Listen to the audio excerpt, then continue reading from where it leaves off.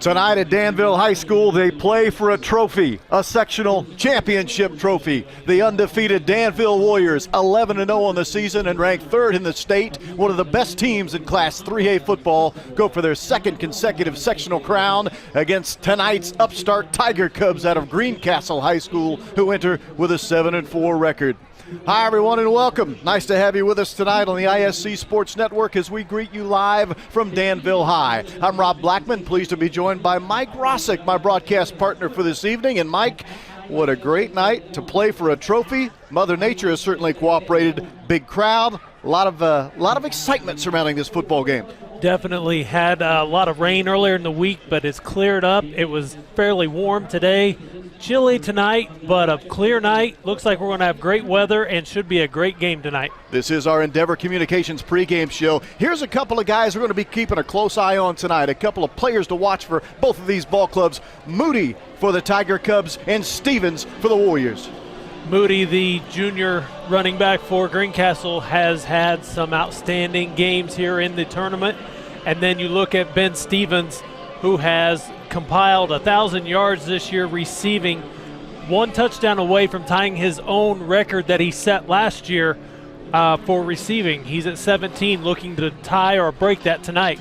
Last year he had over 1,300 yards receiving as well, so how about that? Back-to-back 1,000-yard receiving seasons. You don't often see that in high school football. Mike, what about an X factor? Maybe a guy that's outside of the box thinking a little bit that could ultimately be the difference maker. You've got to look at Toby Highland, the outstanding quarterback for Danville. 38 touchdowns this year, only 7 interceptions.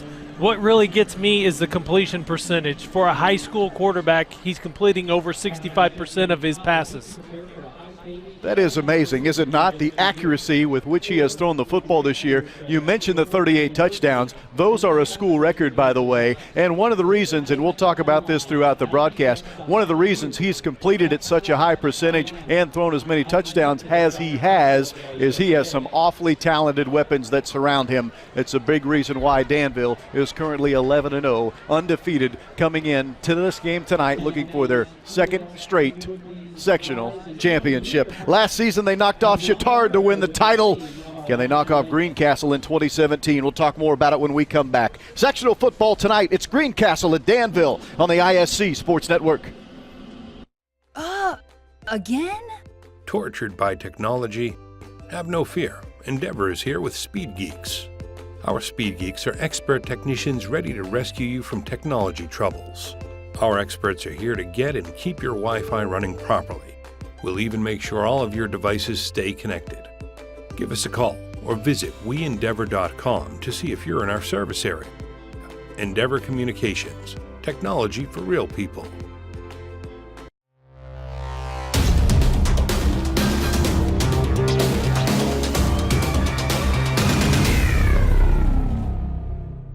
Throws for the end zone, man open. That's a touchdown. Touchdown grab for Marriott. There you go.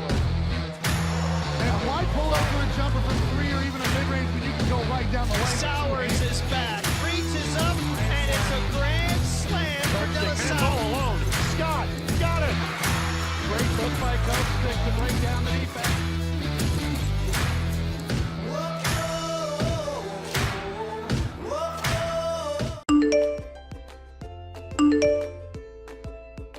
Not getting their messages? Have no fear. Endeavor is here with eWireless. Endeavor Communications combines the nation's largest 4G LTE network with friendly hometown service, so you'll always be connected to your kids. We also provide internet, television, security, and telephone services with outstanding local support. Give us a call or visit weendeavor.com to see if you're in our service area. Endeavor Communications, technology for real people. I don't think of this as a high school weight room. It's more like a high school classroom. I'm learning how to manage my time here. I'm learning that it's important to have goals and that it takes persistence and commitment to reach them. And I'm learning that the best way to lead is by example. Indiana High School Sports. They're more than just a game. Come and see me play. Irritated by your internet provider? Have no fear. Endeavor is here with eForce high-speed internet. Download speed? No problem. Download an HD movie in seconds with our remarkable gigabit speed. Endeavor not only provides the latest fiber optic technology, we're also here to help you use it. We also provide television, wireless, security, and telephone services with outstanding local support. Give us a call or visit weendeavor.com to see if you're in our service area. Endeavor Communications. Technology for real people. There's no cost for imagination, no charge for dreams, no limit to what we can accomplish together. It takes grit, determination, but mostly it takes you. They are your ideas, your visions. We're here to help. Early mornings, late nights, heavy loads. We are real people turning extraordinary dreams into reality. Sunbelt Rentals. Your ideas, our equipment. Welcome back to Danville, everyone. The home fans awaiting the arrival of their Warriors ball club to come out of the locker room. Danville undefeated, 11-0 on the season. Wins have come early and often in the 2 seasons that Casey Woods, their head coach, has been here. This is his second year on the job, and they've only lost 3 games, and all 3 of those came last season. The Greencastle Tiger Cubs at 7-4, led by longtime head coach Mike Meyer. He's had a ton of different stops throughout his career. This is his second stint at Greencastle, and he has the Tiger Cubs feeling like they're an upset contender tonight here on the road at Danville. Rob Blackman and Mike Rossick, thank you for joining us. This is our Endeavor Communications pregame show. Mike, before we go any further, let's take a look at our Sunbelt Rentals keys to the game. What might play out in this one tonight, and what are going to be the keys? Greencastle has to take care of the ball tonight. We did a Danville game a couple weekends ago against South Vermilion. When South Vermilion turned the ball over, Danville exploited it and was able to turn those all into points. Greencastle needs to win the time of possession tonight. Danville is a high output offense. They've got a great defense. If Greencastle can keep their defense off the field, keep Danville's offense off the field, they've got a better chance of winning this game tonight. And then Danville needs to set the tone with their run game. They've got an explosive pass game, but if they can set the tone early with their run game, set up that pass game, make Greencastle load the box to stop the run, they've got some great receivers that can exploit the defense. Interesting you talk about taking care of the football. What a big, big difference maker that is normally in tournament games, and that's what we're in here tonight, a sectional championship matchup. 2 teams, Mike, that have been awfully stingy on defense this year. That's one thing both of these teams have in common. Danville's only allowing 11 points a game.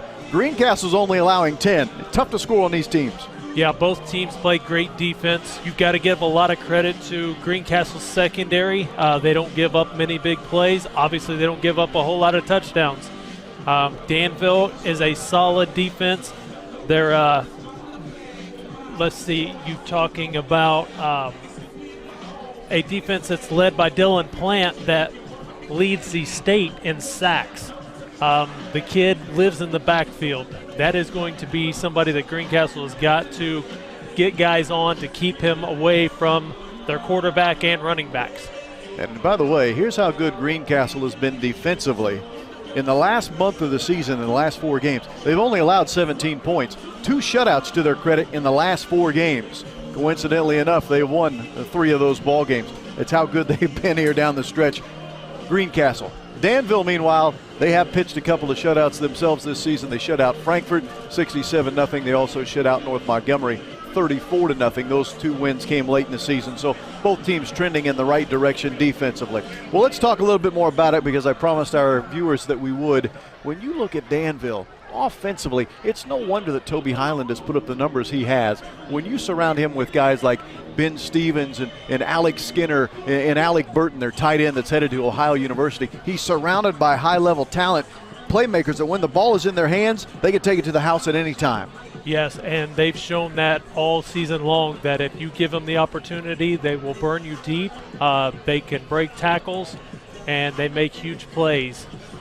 For Greencastle, the story's a little bit different. They aren't the big play offense, the chunk yardage offense, right? They don't have chunk plays, but Damon Moody, who we talked about earlier in our pregame show, at 1,160 rushing yards, 12 touchdowns. I don't want to say he's a one-man show offensively because there's certainly more to it, but he certainly is the straw that stirs the drink for them. They've got to get Moody going. They do, and that's going to be key for them. They have got to get him going early, let them set the tone with their running game. Make sure the line is beating Danville off the snap to get him, and they're going to have to stay in between the tackles. If they try to go outside, I believe Danville's speed will be too much for them. Danville is a speedy ball club. You've seen them twice. I saw them back in week 2. The game I saw them play, they were at Lucas Oil Stadium, which is a fast track to begin with, and they were running all over Mooresville, beating them that night 59-17. Could have been worse, quite frankly, if Danville called off the dogs a little bit towards the end. But they are an explosive offense that likes to see their plays happen in big yardage situations, chunk plays as we like to call them. 43 points a game Danville is averaging offensively. Greencastle, not quite as impressive scoring the football, but again, they are a run-oriented team at 216 rushing yards a game. One last thought, Mike, before we get this thing kicked off. The number of quarterback sacks, and you already talked about Dylan Plant leading the state for Danville with 19.5 sacks, but the number of times these two teams are able to get to the quarterback, you talk about Plant and his individual numbers. What about Greencastle? They have 67 sacks as a team this year. Both these teams can get after the quarterback. They do. Greencastle does a great job of disguising some blitzes, pressuring the quarterback, and they do it as a team. They don't have the huge numbers by one individual. They do it as a team, and everybody gets involved. Danville, on the other hand, Dylan Plant gets in there a lot, and they do a whole lot of just beating you off the ball. There's not a whole lot of blitz scheme in their plan. They just get after it. They're quick off the ball, and they raise a lot of havoc in the backfield. You got a guy like Dylan Plant, why not? You don't have to scheme a whole bunch with that guy. Just tell him to get after the QB. He's been awfully good about doing that this season. Danville, you can see him there getting ready to sprint through the teepee as their home fans will welcome them to the football field, led by number 84, Ben Stevens. It's my anticipation we'll call his name an awful lot tonight.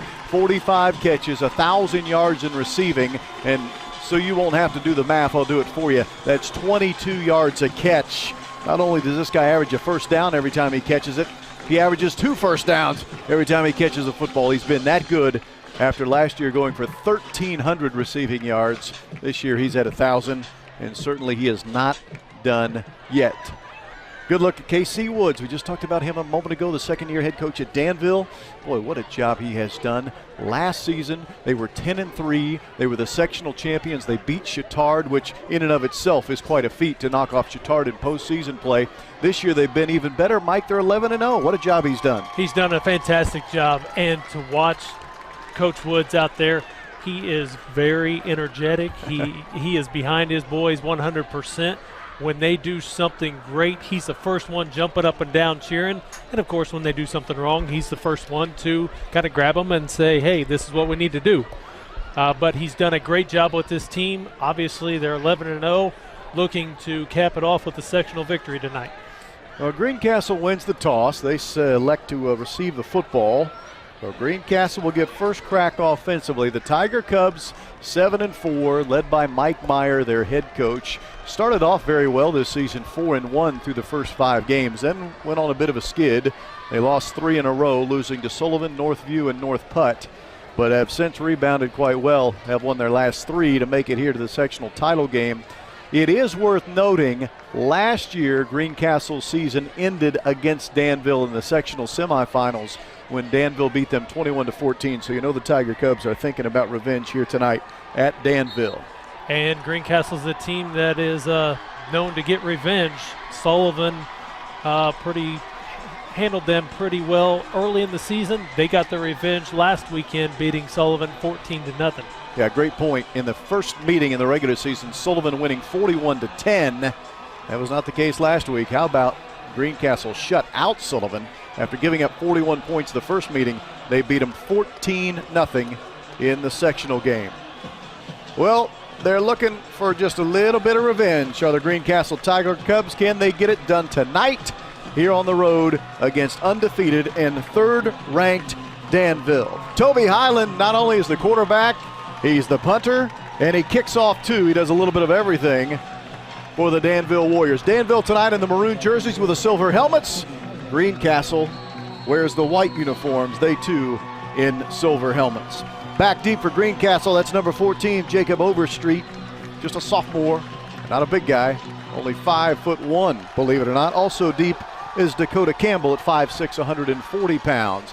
This is an angled kick going to the corner, picked up there inside of the 10 and not going very far at all. Great special teams effort by the Danville Warriors as they were quick to jump on top of Overstreet.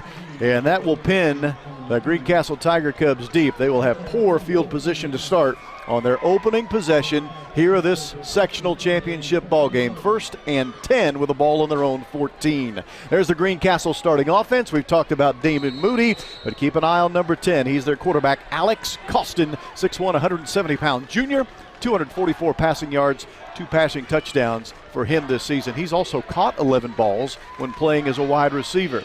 First play of the game is a running play. No surprise here, and guess who's carrying it? If you guess number 20, Damon Moody, you got it right. It is a short gain for Moody of 2 yards, be 2nd and 8. A look at the Danville defense. We've talked about a couple of guys in there. Ben Stevens, not only a standout offensively, he also starts in the secondary. And keep a close eye on Dylan Plant, number 29. We praised him early in the pregame show. A state-leading 19.5 quarterback sacks. 2nd and 8 for Greencastle. Moody in the background beside Costin, and is handled to Moody. This time tries to go over the left flank, and it's chopped down there by Tanner Knotts, a 5'10 senior, coming up from his inside linebacker position. And that'll set up 3rd and medium. Knotts wearing number 24, helping out on the tackle. 3rd down and 5. They're going to call it officially. 3rd and 6, I beg your pardon, for Greencastle. And I'm certain they were not thinking of a 3 and out as a good way to start this game. 2 in the backfield this time with the Tiger Cubs. Not only Moody, but another back beside him, and this is a short gainer. That is number 40 carrying the football. That's Gavin Bowman, 6'6", 210-pounder, a sophomore. He's a big target as a tight end. But boy, there's just nowhere for him to go when he got that football. They're going to say officially a gain of 2, but now it's 4th and 4, which means it's 3 and out on the opening possession for Greencastle. Yeah, and like Danville, Greencastle's quarterback is also their punter. That's number 10, Alex Costin. Averaging 32 yards a punt on the season. Kicks it away from Stevens. Probably a pretty smart idea there. That ball is going to roll all the way down inside of the 25-yard line. That turns out to be a really nice punt for Costin, because the ball will be put dead around about the 23-yard line.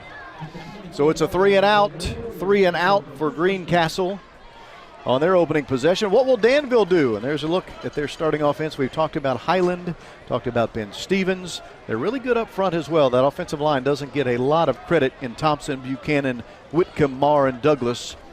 They have done a great job of protecting their quarterback, Toby Highland. Greencastle's defense, Jacob Meyer is a great two-way player for them.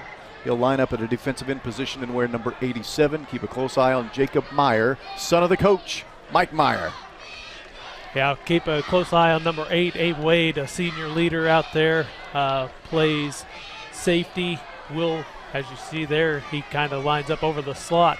He's made a couple of huge plays this year. He wears number 8, has 49 tackles on the season, also has a fumble recovery.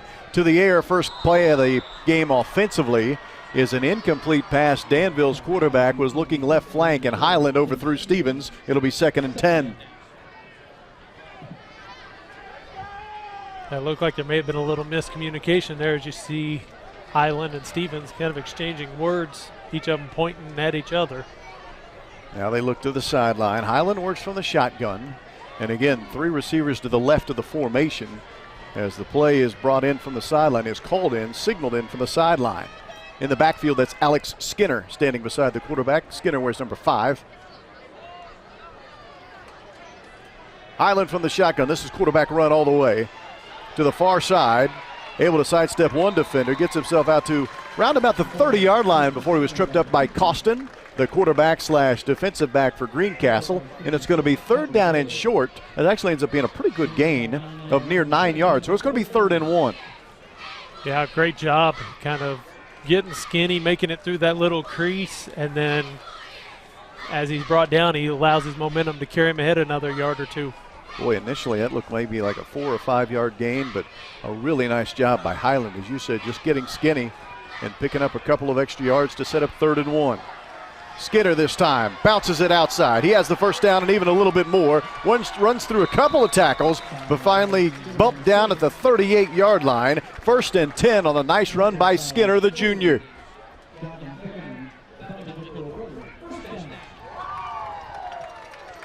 Take a look at that as Skinner's able to get outside, avoids one, and then runs into 2 Tiger Cubs there. But a good job on that run. Dakota Campbell, the sophomore, number 7, the free safety, had him in his sights but couldn't bring him down in the open field, and Alex Burton sets him up 1st and 10. Highland wants to throw, double clutches, and got rid of that football in time. That ball was caught by Stevens. He's down the right sideline, cuts it back against the grain. Ben Stevens does it again. He's inside of the 10. This man is electric. Touchdown, Danville. Ben Stevens, his 18th touchdown catch of the season. Stevens doing a whole lot of yards after the catch with that one there. As he take a look at the replay here, just a short little pass, and then he's able to discard the defender with a nice stiff arm and then beat everybody up the sideline. As you see him cut back there, he just refuses to be brought down. That ball was caught at his own 43-yard line. The other 57 yards run after catch. He just made people miss and made it look easy. On to tack on the extra point is Zen Gerber, a sophomore. He makes the kick, and it's 7-0 with 8:39 to play in the first quarter. Right now, undefeated Danville leads Greencastle on the ISC Sports Network. Hits the rim right as the light goes in. Hogan across the middle, finds the end zone, and touchdown. Wow. Denhart looking to throw this time. Going deep down the field. He's got Fusick. Look at this one again. Time will expire and the Gophers will win. On the board, the North wins 10-7. Remember in the pregame show we talked about chunk plays for Danville and how good they are at making them? Ben Stevens' partner just had one right there. Take a look. Yeah, we take a good look here from the other angle. And when he gets that corner, there's just no catching him. He is big, strong, and very fast. And he just turns it on and makes it to the end zone. He was touched, but it was like he was untouched. Overstreet and Campbell deep waiting on this Highland kick. And it's going to be picked up off of the bounce by Campbell. And great special teams coverage on the kickoff unit. Just nowhere to go for the return man because they were quickly closing in on him. They, by the way, being number 7 of the Danville Warriors, Tanner Gowan, a senior playing on the kickoff team. Great tackle there, and again, bad field position for Greencastle, who went 3 and out on their first offensive opportunity. And that's something we've seen Danville do a lot more the last couple weeks, is that kind of line drive squib kick by Highland, and it has been working wonderful for them. Put the ball officially at the 17-yard line, 1st and 10. Here is Moody, a little bit of running room this time right up the middle. It's tough sledding in between those tackles, but that's what Moody is best at, tough sledding. And a 5-yard run will make it 2nd and 5. Yeah, and that's where Greencastle has to make their yardage, is in between the tackles. Take a look here. Nice hole opened up, and Moody able to squirt through for about a gain of 5. But they have to stay inside the tackles. Danville's outside speed is just too much. Here goes Moody again, right in between the tackles, as you were just mentioning. He will not have enough for the first down, Moody, but he will be close.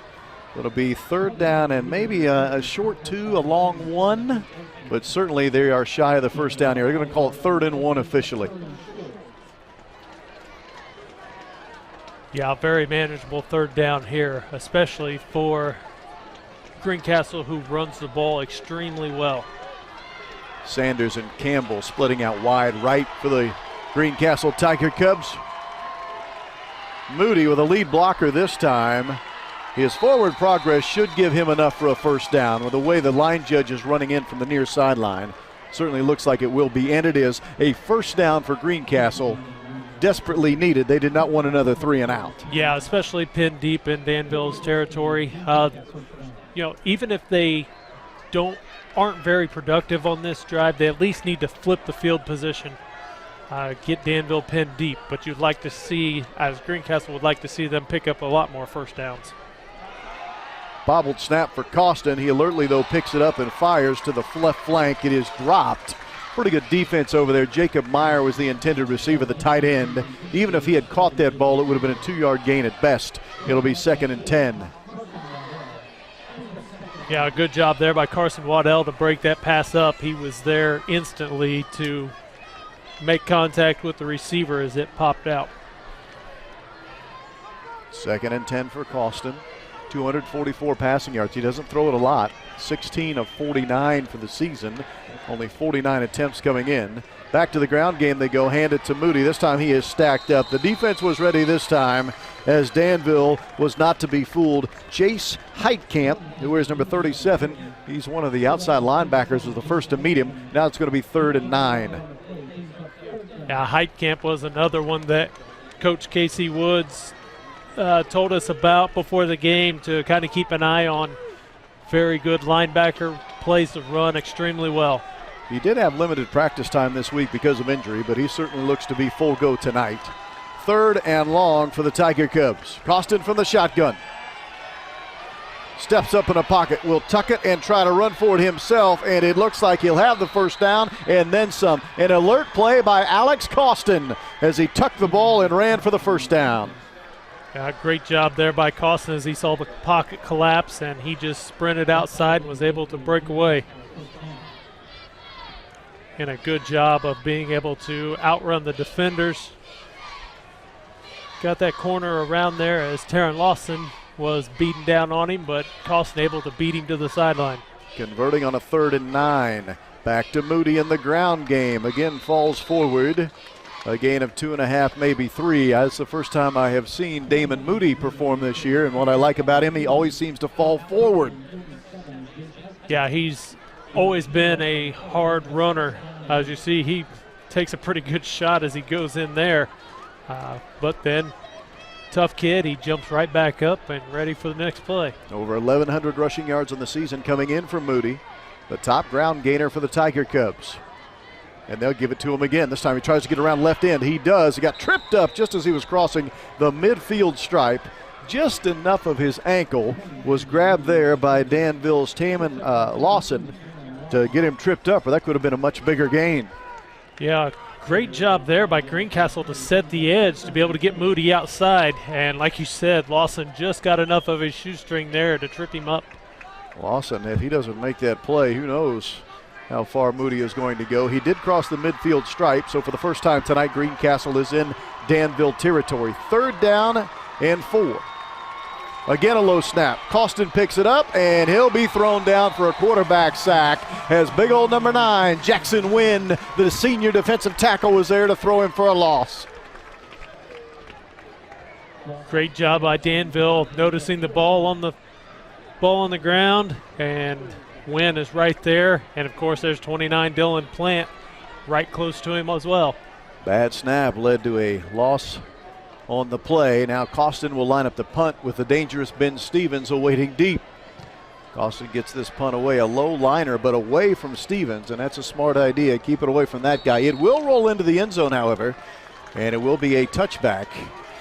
Well, Greencastle with a couple of first downs, and as you said, Mike, at least flip the field. They did do that. Yeah, now for Greencastle, you have to watch out for that big play again. Toby Highland is not bashful. He will try to take another shot downfield if you are lined up in something that he really likes, and look for them to either run a little play action here or just go straight and try to beat him deep. 2 receivers to both sides of Highland as he takes the snap. And this is going to be a running play. They tried to go interior run, turning and handing the ball to Skinner. The running room is hard to find. A gain of 2 yards at best. as the Tiger Cubs were ready, willing, and able. Cade Winslow, number 53, there to help make the tackle. Little inside handoff. Good job there by Greencastle filling the holes and holding Skinner to a minimal gain. Looks like he got 2 yards on that one. 2nd and 8. They'll try it again. Skinner this time able to make a man miss in the hole.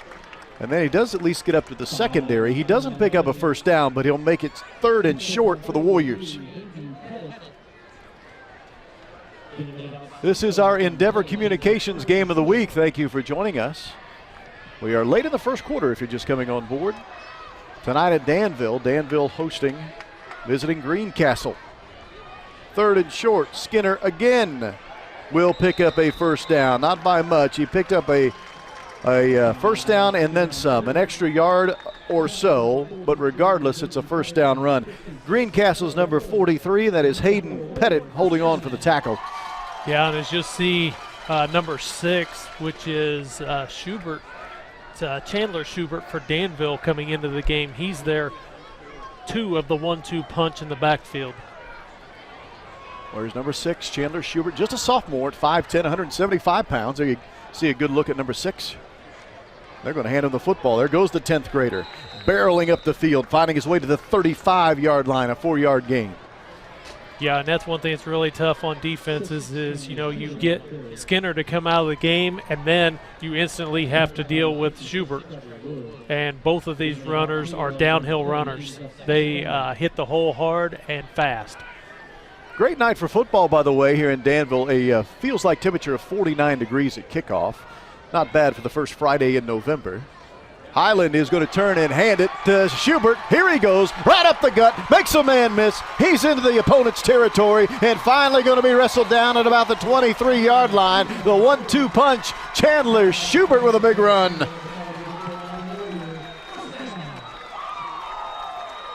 Take a look at this here. Great opening, nice cut back there by Schubert, and then he's able to turn it on and get up the sideline. And then he carries the defender for a couple more yards at the end of it. That was Dakota Campbell. He himself a sophomore, so he had sophomore tackling sophomore there. Back to Schubert. Tried to go over the left end, and boy, there wasn't much running room there. That's because, again, Cade Winslow, who wears number 53, was trekking him down from the interior tackle position. It'll be a gain of 3, 2nd and 7. Danville threatening here late in the first quarter, already leading 7-0. And unlike the first drive of the game, this one they've done it all on the ground here. Yeah, great point. There's been no need to pass the football in this second drive because they're getting chunk plays with a running game. Back into the game is Skinner. They will fake to him, throw out on the flank. Stevens trying to make some folks miss. He does make the first man miss, but a lot of white shirts quickly to the football. Will hold him to a short gain of 4 yards. It'll bring up 3rd down and short. Good job by Greencastle, able to get over and gang tackles. You take a look here. You said Stevens does make the first guy miss, but then there's a whole host of white jerseys that circle around him. Great job of pursuing the football by the Tiger Cubs. We're under 90 seconds to play here in this first quarter. Skinner this time with the football. Boy, met right at the line of scrimmage. That was a great play by the tackling Trevor Wood. He's a middle backer, wears number 56, and he laid the wood on that tackle. Great play by the middle backer. Now we're in an interesting spot here. You're looking at 4th and a long 2 for Danville. Good job there by Trevor Wood, crashing down into that gap and able to drop Skinner at the line. Play clock at 15. Looks like Danville's going to keep the offense on. They will go for it on 4th and a long 2. Empty backfield for Highland. Oh, no, that is not Highland. They switched up the QBs. That ball is thrown into the end zone, and it is incomplete. Danville went with Alec Burton at the quarterback position. They set themselves up in the Wildcat, but with a little trickery, they didn't run the football. Instead, attempted a pass, and Greencastle was able to shut it down. He just puts this one up in the air. If he would have led Stevens, he would have had a touchdown. But a great job by Costin coming over to break that pass up. So you put Burton in the game. You're thinking the other team is going to be thinking run, run, run all the way on the Wildcat. Instead, you decide to pass. And Greencastle was not fooled. A great stop on 4th and 2 for the Tiger Cubs. That's got to be a huge momentum boost for them. They'll turn and hand it to Woody, and he got planted. And I mean planted by Nick Buchanan, number 71, the 260-pounder, just picked up Moody and drove him in the turf. Watch this tackle.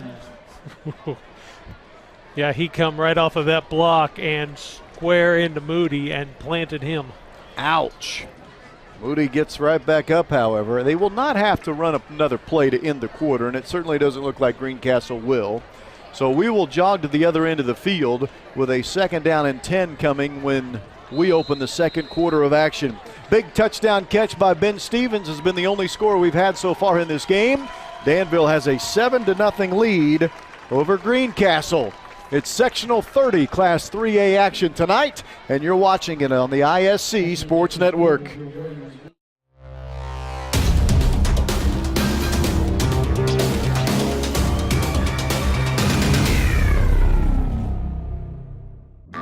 Food, shelter, fast Wi-Fi. It's all we really need. Good thing Endeavor has the fast, reliable internet it takes to power all the Wi-Fi hungry gadgets in your home. All at once. With speeds up to 10 gig, get smooth HD streaming video, gaming, music, and surfing, all with no waiting, no buffering, no kidding. Call or click WeEndeavor.com and upgrade to Indiana's fastest internet today. Welcome back to Danville. Tonight's game brought to you by Endeavor E-Tex. Call them 1-800-922-6677. You also see the website there on the screen, WeEndeavor.com. Rob Blackman and Mike Rossick thanking you for joining us on a very pleasant Friday evening here in Danville. Feels like temperature of 49 degrees and undefeated Danville with a 7-0 lead over Greencastle in this sectional championship matchup. 2nd and 10 as we open the second quarter for Greencastle. They were going to fake it to Moody, it looked like, but there was a problem at the mesh point with Costin and Moody, whether he was going to give it or not, and it ended up being a negative play for Greencastle. Yeah, it looked like Costin was trying that little read option and took it out a little late. Defense was already there, able to drop him for a loss. Now this is a down and distance Greencastle does not thrive on. 3rd and 12. And they're backed up inside of their own 15. They're at the 12-yard line to be exact. Costin from the shotgun does want to throw, and that ball is well over the head of his intended receiver. That's Jacob Meyer, the 6'2", 180-pound senior, the tight end. Incomplete. It's the second time he's been targeted tonight, and that'll bring up 4th and 12. Yeah, this is take a look at this here. You see it just floats over his head. No chance of Meyer getting to that ball. Well, Costin came up firing, but incomplete. Costin now will do the punting. Well, again, with the dangerous Stevens awaiting deep. This is a low-line driver. Stevens takes a long look at it and then decides against it. But field position is going to be in favor of Danville because as that ball rolls dead, it'll be dead at the 47-yard line. So 1st and 10 Danville at the 47 of Greencastle. Yeah, and a good job there by Alex Costin to get that out quick as Danville did bring some pressure. He just had a quick one step and then get rid of it. It wasn't the greatest kick, but he did get it out to give his defense a little bit of a chance here. So Greencastle's defense came up with a big stop on 4th and short in the red zone, but unfortunately offensively they can't do anything with it. They give it right back to Danville, and here come the Warriors for their first possession of the second quarter. Highland wants to throw. Looking left. Now goes down the middle. That ball is incomplete over the head of the intended receiver Stevens. Deep into the secondary, but the white shirts were there covering. Incomplete, 2nd and 10. Yeah, it's really hard to overthrow Stevens. He covers a lot of ground, but Highland put a little too much under that one. He was not able to catch up to it. So let's make it 2nd down and 10. Again, Danville does not want to waste the prime real estate they are in at the 47 of Greencastle to start this drive. Again, lining up with the shotgun is Highland. Running play this time, and great defensive effort. Skinner was trying to turn the corner, and guess who got him? That is number 40 for the Greencastle Tiger Cubs, Gavin Ballman, who also starts as a fullback on offense. Great job here of getting off his block down the line, and a great tackle to keep Skinner. Looks like he got him for a loss there. He did. Bowman is only a sophomore, 86 tackles on the season coming in, 33 tackles for loss. Now you can make it 34, and you're looking now at 3rd and 12 for Danville. To the right sideline it goes. That ball is caught right at the first down sticks. I think it'll be enough. Zach Lucan got right to the first down marker and then stepped out of bounds, and that should be enough for a first down. Great heads-up play there, knowing where the sticks are, getting there, and able to stay in bounds. Beautiful play. Mike, maybe I spoke too soon. They're going to take a long look at it, and no, they will say first down. They took a long look at that one, did the officiating crew, and finally decided, yes, that is a first down. Yeah, I thought they were going to call for the chain gang to come out on the field, but they took a long enough look and decided, yep, he's close. By the way, that is a long look because that ball was spotted on the near sideline. The chains are to the far sideline. But the officials gave it the eagle eye, and they say first down, Danville. And they want to reset the play clock. The beauty of this game, and I'm hoping not to jinx it, but we're into the second quarter, and we haven't had to hear from the officials yet. This has been a cleanly played game. About the only job they've really had to do tonight is move the chains or signal touchdown. No penalties either way yet in this ball game. Yeah, the last Danville game that we covered, it was a laundry fest. There were flags all over the field the whole game. Highland in the slot. That ball is caught by Alec Burton, the 6'5" tight end headed to Ohio University to play for the Bobcats. And he takes the ball all the way down to the 21, and wouldn't you know it, I put the jinx on it. Here's our first penalty flag of the game. Right at the point of the tackle where Burton was brought down.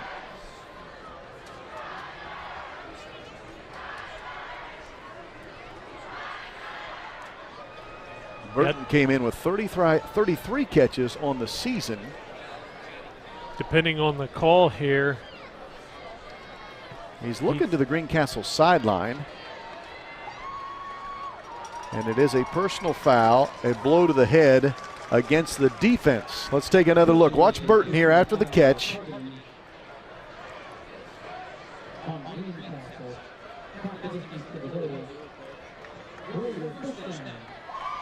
Maybe Costin at the end, possibly. I don't know, it looked like he led with a shoulder pad. I was going to say, I didn't see any helmets flying in there. Looked like he led with his shoulder. Interesting call. Burton doing a great job of not going down on that play, though. Now it is half the distance, so the ball's at the 11. So 1st and 10. Danville could get a first down without scoring. And here's the sophomore Schubert. He gets his way to the 7-yard line, and here comes our second penalty flag. My apologies to our viewers, because as soon as I opened my mouth, now we've had 2 in a row, and this is holding against the offense. That'll back them up 10 yards. Burton, the tight end, maybe? Oh, yeah, that's not a maybe. Definitely. You see that jersey tug away whenever the runner goes by. Great look for the officials. He had Bowman held quite tightly, and the official all over it. Good call. So now instead of 1st and 10 at the 11, well, that being a spot penalty, the ball will get backed up to the 18-yard line. 1st and 10 from the 18. Now, I beg your pardon, should be 1st and closer to about 1st and 18. Somewhere right in there. 1st and 18 here for Danville. Again, they can score, can get a first down without scoring if they get the ball inside of the 1. Skinner over the left side. Looked like he had a crease for a moment. Got to the 15-yard line. That crease was quickly eliminated by Winslow on the tackle. Yeah, great job there by Winslow, being able to grab him from behind because Skinner saw daylight in front of him. Nice gain of 3, maybe 4. It'll be 2nd down and 14. Take a look here as he bounced outside there and then dropped real quick. As you see, Schubert comes back in the game for Danville now. We're under 10 minutes to play in the first half. 7-0 Danville. Highland wants to throw. He's in trouble. Steps up from some trouble. But again, he can't get away from Winslow. Winslow's all over the place here in this first half, making play after play. He came in with 66 tackles, 7 sacks. And it ends up going to be a loss on the play after the quarterback runs. So it'll technically go as a sack. Yeah, there's your example of Greencastle's sacking defense right there.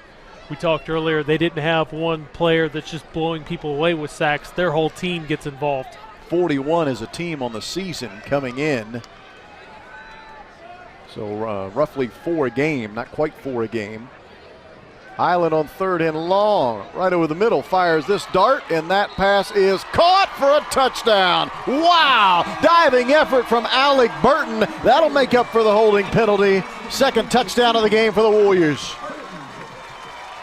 That is an outstanding catch right there. That low pass. Highland with a great throw, and Burton going down to get that. Great job. Tell you what, the coverage was awfully good by Abe Wade. I mean, Wade can't play it much better defensively, but that was a perfectly thrown ball and an even better catch. 13-0 Danville. They're trying to make it 14-0 as the kick is up, and it is good by Gerber. 14-zip with 8:18 to play in the first half. The hometown Danville Warriors have the lead, and you're watching it on the ISC Sports Network. Want to know what I like best about playing basketball for my high school? I like it because it's a place where my friends get to see me play. I like it because I'm playing for someone besides myself.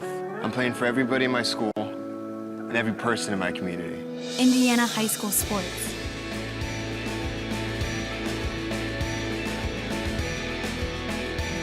They're more than just a game. Come and see me play.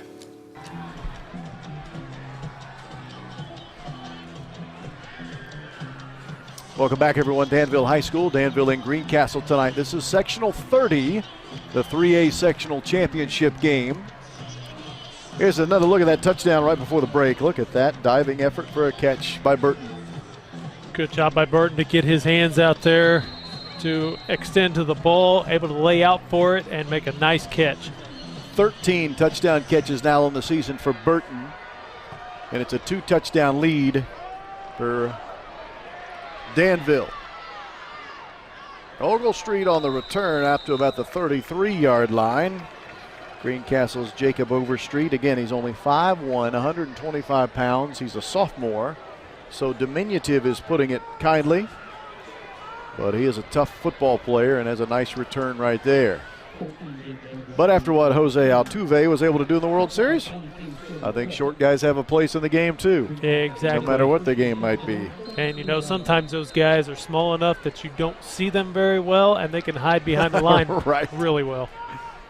Now they're down 2 touchdowns. Greencastle's going to stay with the running game, and that is their bread and butter. Moody, the ball carrier, barreling over the right tackle, will pick up 3. It'll be 2nd and 7.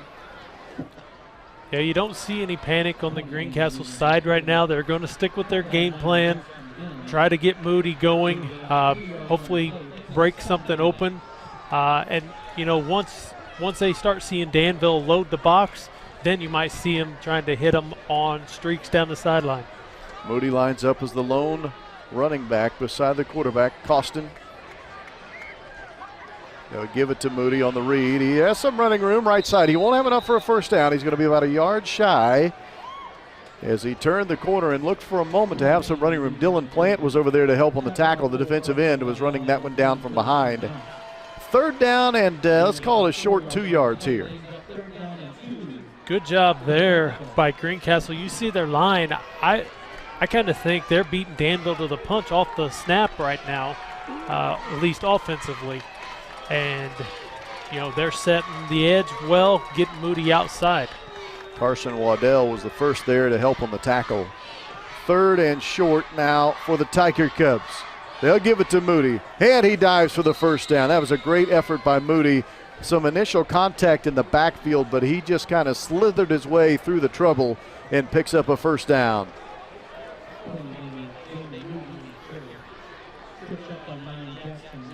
Good job there, again, by Moody. As you referenced earlier, he falls forward after contact, and he did a good job of keeping his feet long enough to lunge forward to get that first down. Almost halfway through the second quarter, Greencastle could really use some points on this drive. They're already trailing 14-0. Oh, the ball's put on the ground, but Moody got a very fortunate bounce. some trouble with the exchange, but that ball bounced right back up into the chest of Moody, and it's going to be 2nd and long. Yeah, and that's one thing Greencastle can't afford, especially being in their own territory right now, is turning the ball over. Yeah, they got very fortunate there. That ball hit the turf and took a perfect hop right back into the belly of number 20, Damon Moody, the junior. Keep saying junior and sophomore an awful lot when I talk about this Greencastle team. They are a young ball club. Costin wants to throw, lets it fly, and this one is incomplete. His intended receiver was Tanner Sanders. Now it's going to be 3rd and long. The point I was making, Greencastle only has 9 seniors. This is a young football team. Very young, and that's a promising future for them because they do have a lot of sophomores and juniors that play in their starting 11 on each side. And a lot of those guys go both ways. And so you're looking at a bright future, at least for the next couple years, because they're not going to lose a whole lot of guys next year. Yeah, look at Costin. He's a junior. Moody is a junior. That last pass to Sanders, he's a junior. Here's Costin in some trouble, trying to run from trouble, and Plant's going to get him. No surprise, Dylan Plant gets another QB sack. As you see, he just uses his speed to get around the edge, and he's able to corral Costin from behind. Take a look at this. He just beats the guy around the edge and is able to catch Costin before he can get going. 6'1", 210 pounds is Plant. He had 9 sacks last year. This season he's got 20. A sack master, Dylan Plant. Costin with a punt, kicking it, angling it toward the sideline to his left. That's the Danville sideline. Out of bounds, but again, pretty good field position this time for Danville. They will have the ball starting at their own 45, 44-yard line. I'm thinking that Greencastle got the scouting report that Stevens is a pretty good return man back there, and they are keeping it away from him. Do not kick to that man. Stevens has been offered by Marian University. He is a senior. Could end up playing for the Knights next fall. And he could be somebody that can make an immediate impact with Marian. Step in as a receiver. They are needing some receivers with some good hands and speed.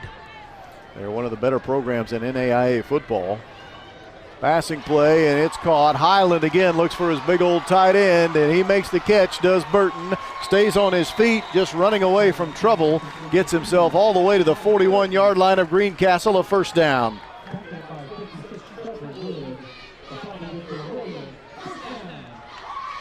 Man, that is a tall drink of water right there. The 6'5" Burton. Yeah, he's a big target, and he is tough to bring down. Take a look at this. He just sheds tacklers. He's just brushing guys off, and then Tanner Sanders able to drag him down at the end.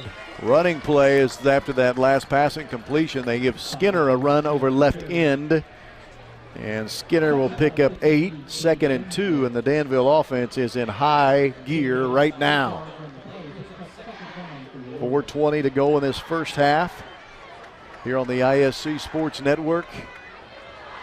Undefeated, ranked 3rd in the state, Danville up 14-0 and trying to add to that lead. Skinner again, he won't have a 1st down though. He only needed 2 yards, but the defense was ready this time. Great job defensively by Greencastle. Meyer was in on the tackle, number 87, and now it's 3rd and 2. Yeah, great job there by Jacob Meyer, able to stop Skinner before he's able to get through that hole. So 3rd and 2, that was a no gain for Danville. They're letting the clock run a little bit, trying to burn some time. In the perfect world, they would score just as the half was coming to a close. Play clock is under 10 here as they line it up 3rd and 2. Inside a handoff, they need 2 yards and they're going to get about 2.5. That'll be enough for a 1st down. Interior run there by the sophomore Schubert, and it is first down. It'll move the chains. Great job there by Schubert. Take a look here. He's able to cut back just enough and spin through to get that extra half yard. Running after and running through the first contact. We have seen the running backs for both teams tonight do that. And they have both done it well, avoiding that first tackler and keeping the legs moving. We near the 3-minute mark here of the first quarter. And again, threatening are the Warriors. Highland wants to throw. Lets it fly down the left slot, incomplete. Running in the slot was Burton, but covering him up well, Abe Wade was stride for stride. Incomplete. Looks like Wade has drawn the assignment tonight, the very difficult assignment of trying to cover Alec Burton. Yeah, and that's who Greencastle had to put on him. He's one of their best defensive backs. He reads the ball well, and he can run with about any receiver. Wade is 5'8", 170 pounds, so at 5'8", trying to defend a player at 6'5". But that time, Wade made the play defensively to set up 2nd and 10. Yeah, and watch if Danville gets down close to the goal line. They like to throw that little fade into the end zone to Burton. Schubert trying to run out of some trouble and does. He put the ball on the ground, and it's picked up by Danville. One of the offensive linemen, it looked like, fell on that football. Yep, that's number 71. That was Nick Buchanan. Johnny on the spot as that ball popped right up to him. Heads up play there because that ball almost popped right into a Greencastle defender's hand as it jumped out of Schubert's hands there.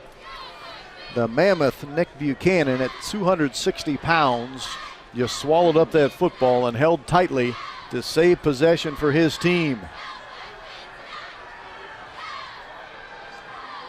Into the right slot. There's the big receiver, Burton. Throws the first man off of him as if it's too easy for him and steps out of bounds at the 12-yard line. Burton going to Ohio University tonight is playing like a Division I player. Yeah, great job there. Take a look at it as he catches this and then just discards the first defender and then carries 2 more out of bounds. Boy, he has nice hands for a big fella. 45 catches a year ago, closing in on 40 catches now for this season. And he'll line up as the right tight end here. Little counter action, but nothing doing. Boy, the defense was ready that time. Skinner had nowhere to go, cutting it back to the left, and he's tackled for a 1-yard loss. Trevor Wood in there on that one too. Again, he's doing a great job of slanting down and stopping that run. Tell you what, when Trevor Wood tackles you, you feel it. I had a couple times tonight, man. He has made some violent tackles. 2nd and 12. Clock running. We're nearing 90 seconds to play in the half. Play action, looking left. That ball is caught at the 5 by Burton, trying to run some people over. Can he get it done? Oh my goodness, Alec Burton is looking Superman-like tonight. Touchdown Danville. The Deuce scores his 2nd touchdown of the game. And there again, Burton just refusing to go down, and you cannot hit him up high. You've got to grab him around the ankles and drag him down. Watch this, Mike. This is unreal. Abe Wade grabbing on, and then 2 guys on him, 3 grab him there, and he just refuses to go down. Another look from the other angle. My goodness. He just refuses to stop. I counted 5 Tiger Cubs who tried to tackle him, and none of the 5 could get it done. Extra point up and good by Gerber. 21-0. That's the score as we close in on halftime. You're watching it on the ISC Sports Network. Worried your family isn't protected at home? Have no fear. Endeavor is here with eShield Security Solutions. With Endeavor eShield Security Solutions, peace of mind comes from knowing your family and your business are safe. We also provide internet, television, wireless, and telephone services with outstanding local support. Give us a call or visit weendeavor.com to see if you're in our service area. Endeavor Communications. Technology for real people. Welcome back to Danville, everyone. You know, Mike, some games we go into, it's not always easy to spot the best player on the field. Tonight, that has not been a problem watching Alec Burton. Yeah, he's just shown why Division I schools have been drooling over him, and Ohio is going to get a great one this next year. He just refuses to go down. It doesn't matter how many Tiger Cubs got on him that time. He saw the end zone and was going to go. Bobbling the kick return for just a moment was Overstreet, and unfortunately that moment gives the kickoff unit plenty of more time to catch up to you, and they do. The return goes out only to the 25-yard line. Greencastle's down 21-0. Now remember, coming into tonight, they had not allowed more than 7 points in the last 3 weeks. Matter of fact, they hadn't allowed more than 17 points in the last 4 weeks. They've gone the final month of the season, 17 points allowed. Tonight, they have already given up 21 in the first half. And here they are facing an uphill battle with 1:18 to go in the second quarter, down 21-0. See if they just keep it on the ground and try to get to halftime. Faked it to Moody. Costin then kept it himself. Tough sledding, however, for the QB Costin. And a timeout. Danville is alertly taking timeouts because they're thinking, hey, a quick 3 and out, and we can get the ball back. Looks like we got an injury there on the field. I believe that's Trey Wood, number 73, 6'6", 250-pound junior. Yeah, that's Trevor's twin brother, and to look at them, you would not know they're twins. Trey, 6'6", and then Trevor, he has grown now, he's 6 foot, but 2 kids that I've known since they were little, both great kids. Hate to see somebody down on the field. Really hope that he's okay. Here's Alec Burton all by himself. He's kind of played like he's all by himself tonight. He's been that dominant. He's probably over there getting a little bit of oxygen because he's done a whole lot of work tonight, getting a little rest on one knee. Ben Stevens got him going early with a big catch and run after catch for the touchdown. Since then, it's been all Alec Burton in the passing game as Toby Highland has looked for him early and often. You do see a bit of a wind there with our flags blowing. There is a wind tonight that blows out of the north-northeast at about 10 miles an hour. So basically, as you watch the game on your screen, it is blowing from left to right across the length of the field. But the wind hasn't affected much tonight. It's been Alec Burton that's affected this game. At 21-0 and walking gingerly off the field, there goes Trey Wood to the sideline for Greencastle.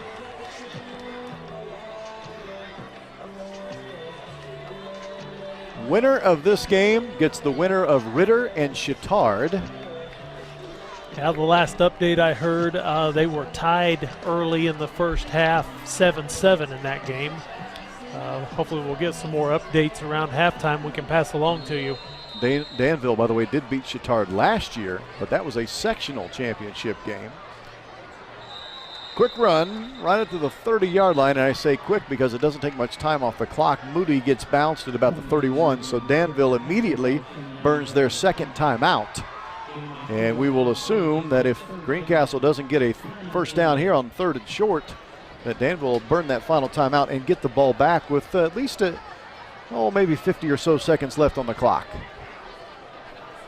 Yeah, last year, now this sectional 30 has changed quite a bit because of some shuffling around. Last year, this sectional included Chittard, Tri-West, Brebeuf, Guerin, Danville.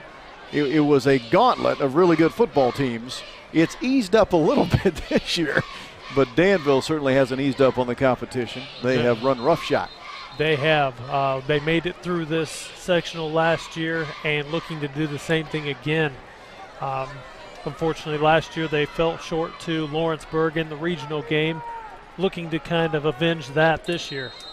Had their first winning season since 2012 last season when they went 10-3 on the year. Costin on a quarterback keep all the way. I don't know if there's confusion there, if he meant to just turn and run to the left end, but it ends up being a no-gainer, and it allows Danville to take their final timeout with 59 seconds exactly on the game clock. Yeah, and this is where you see the aggressiveness of Coach Casey Woods for Danville. He wants his team to keep the pedal, keep their foot on the pedal, put some more points up on the board before halftime. Well, they'll discuss it here. Now, you got a couple things going for you if you're Danville. You have the very dangerous return man in Stevens to field this punt if indeed they will kick to him. And even if not, you're going to get the ball back on offense with 50 or so seconds to go. You've got Alec Burton at your disposal, Stevens, Schubert, Skinner, Lucan, all kinds of different weapons to pick from. Yeah, there's no shortage of weapons on the Danville side, so you really have to plan for every facet of the game against them. See if Danville will go after this punt. Yeah, they brought him, but they couldn't get to him. Good job of getting rid of that punt. Really nice job by Costin, and a fair catch is fielded. Costin could not have done that any better. He avoided all the traffic and still delivered an excellent punt that had to be fair caught. Yeah, that was his best looking punt of the night out of the 3 that he's had. It was almost like he didn't even think about it. He just quickly, instinctively got it off his foot and delivered nicely down there. Only averaging 29 yards a punt on the season is Costin, but that was a beauty. It puts Danville at their own 31-yard line with 52 seconds to play here in the half. And the Warriors already leading 21-0. They'll put Highland in the shotgun and 3 receivers to the near side. But he's looking left where there's only 1 receiver, and that ball was underthrown. They were trying to sneak a receiver deep behind the coverage coming from the left wing with 3 receivers lined up right, and it's incomplete. And that was Zach Lucan, was it not? Oh, that looked like Highland. That was Highland. That was Toby Highland that was out there. They lined him up out in the left slot and tried to fool everyone. Here's Highland from the shotgun. Now he's in some trouble. Lets this one fly, and that ball is caught, and it is in Greencastle territory. Still on his feet. That's Stevens. Finally wrestled down from behind at the 30-yard line. Dakota Campbell was able to catch him, and Danville quickly up to the line of scrimmage. Yeah, the clock will stop while they reset the chains, but a great job there by Stevens, able to get open, and then now Highland will spike it here alertly, giving them 30 seconds still to score. Yeah, Toby Highland took the snap immediately, spiking the football. Nice catch on a crossing route. That's Ben Stevens. He's been quiet since he caught that early touchdown. Well, then he finally gets run down from behind by Campbell. The ball was spiked to make it 2nd and 10. And now the officials are telling the press box to reset the play clock. Well, the confusion here is that the chains had not been set when the ball was called ready for play. After that long gainer by Stevens, the chain gang was still running down the sideline trying to get in position. And Highland stepped up there, took the snap, and immediately spiked it. I can only assume the whistle did not blow for ready for play, but Highland took the snap anyway, because I saw the referee having a long conversation with Highland after the fact.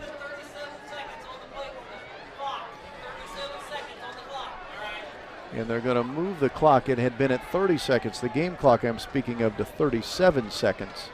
And I'll tell you what, I wonder if they're not even going to count that down for Highland on the spike.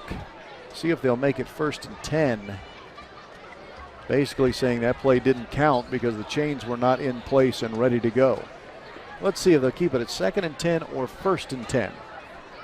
Obviously that's a big deal to Danville. Yeah, definitely. And if they put the time back on the clock, you would think that they would go, but looks like they're going to keep it at 2nd. The down marker stays at 2. So all right, 2nd and 10. 7 seconds put back on the clock, so now you're at 37 seconds. Highland in the shotgun. Looking to the right slot. Caught, but tackled in bounds. And now Danville's in trouble because they're out of timeouts. Burton on the catch, but a great open field tackle keeps him in bounds. It was not enough for a 1st down. It's 3rd and 2.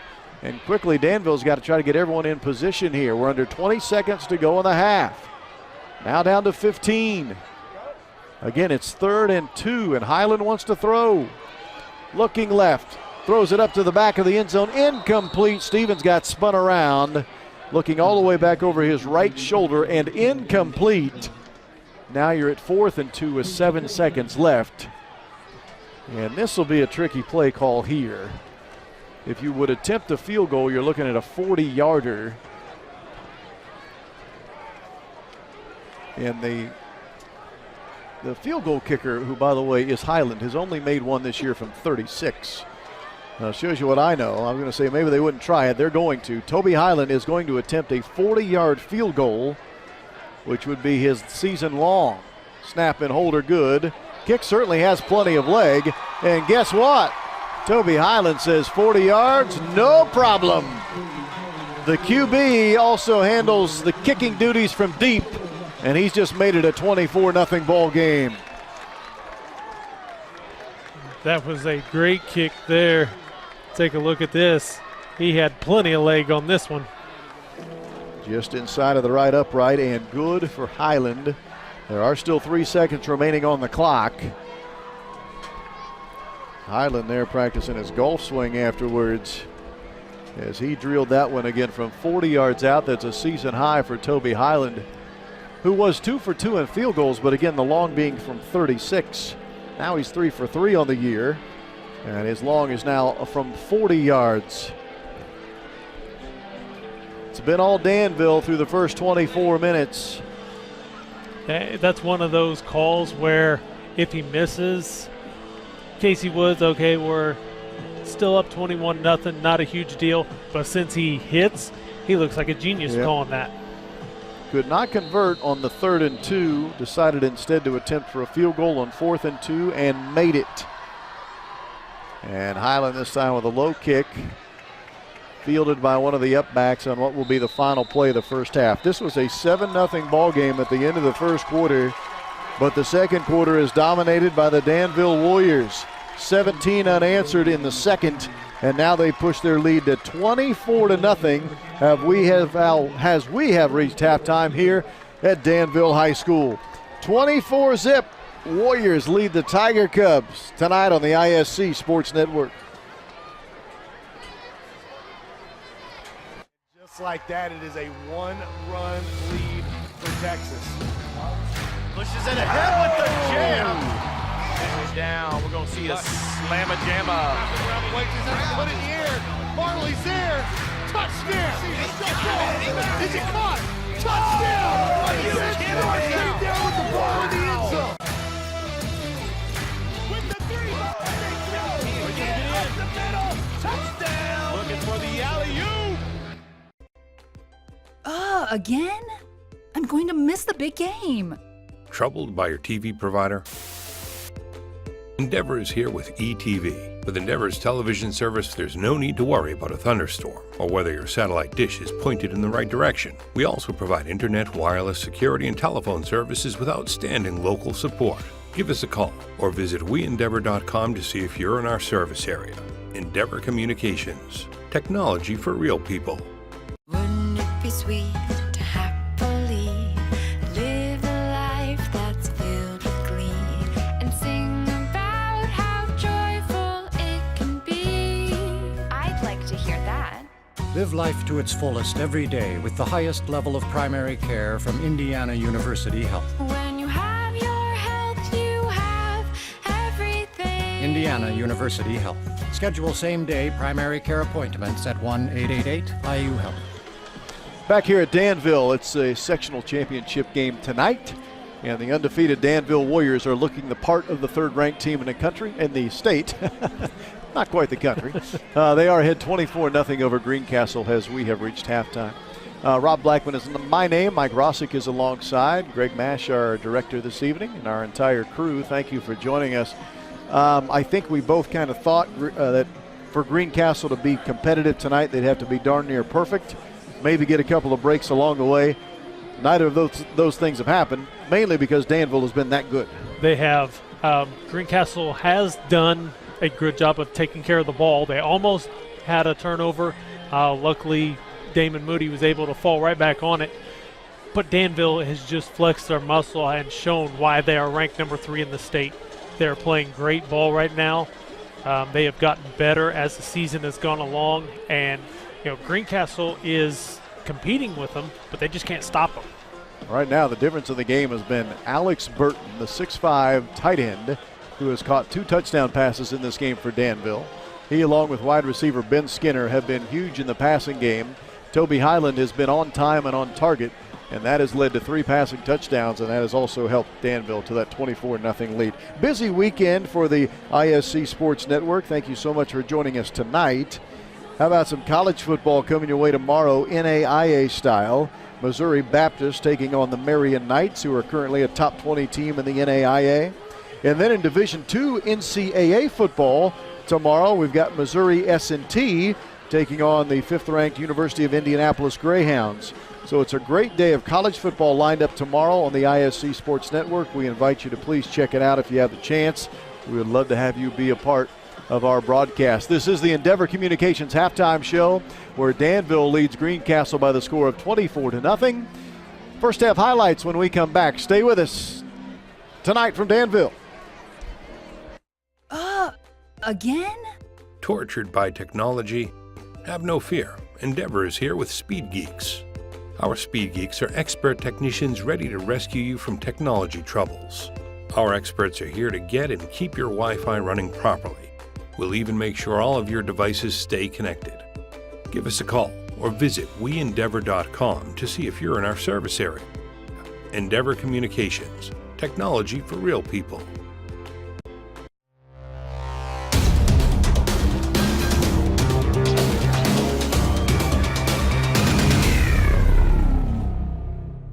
Throws for the end zone, man open at the touchdown.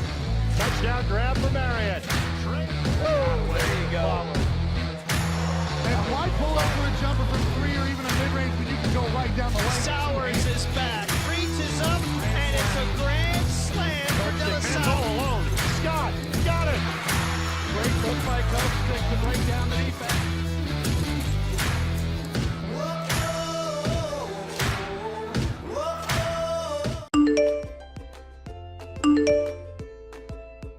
Not getting their messages? Have no fear. Endeavor is here with eWireless. Endeavor Communications combines the nation's largest 4G LTE network with friendly hometown service, so you'll always be connected to your kids. We also provide internet, television, security, and telephone services with outstanding local support. Give us a call or visit weendeavor.com to see if you're in our service area.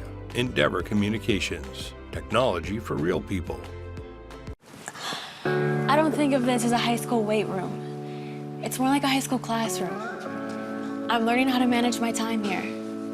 I'm learning that it's important to have goals and that it takes persistence and commitment to reach them. And I'm learning that the best way to lead is by example. Indiana High School Sports.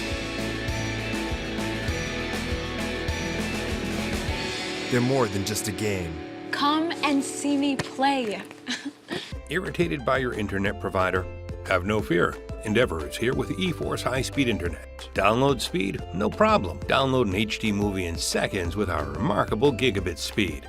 Endeavor not only provides the latest fiber optic technology, we're also here to help you use it. We also provide television, wireless, security, and telephone services with outstanding local support. Give us a call or visit weendeavor.com to see if you're in our service area. Endeavor Communications, technology for real people. There's no cost for imagination, no charge for dreams, no limit to what we can accomplish together. It takes grit, determination, but mostly it takes you. They are your ideas, your visions. We're here to help. Early mornings, late nights, heavy loads. We are real people turning extraordinary dreams into reality. Sunbelt Rentals. Your ideas, our equipment. It hits the rim right as the light goes in. And Hogan across the middle, finds the end zone, and touchdown. Wow. And are looking to throw this time. Going deep down the field, he's got Fusich. Look at this one again. Time will expire and the Gophers will win. Is on the board. The North wins 10-7. Wow, the North.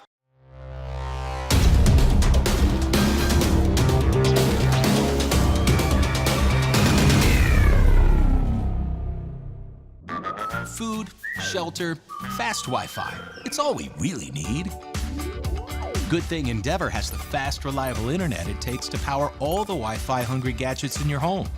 All at once. With speeds up to 10 gig, get smooth HD streaming video, gaming, music, and surfing, all with no waiting, no buffering, no kidding. Call or click weendeavor.com and upgrade to Indiana's fastest internet today. Want to know what I like best about playing basketball for my high school? I like it because it's a place where my friends get to see me play. I like it because I'm playing for someone besides myself. I'm playing for everybody in my school and every person in my community. Indiana high school sports.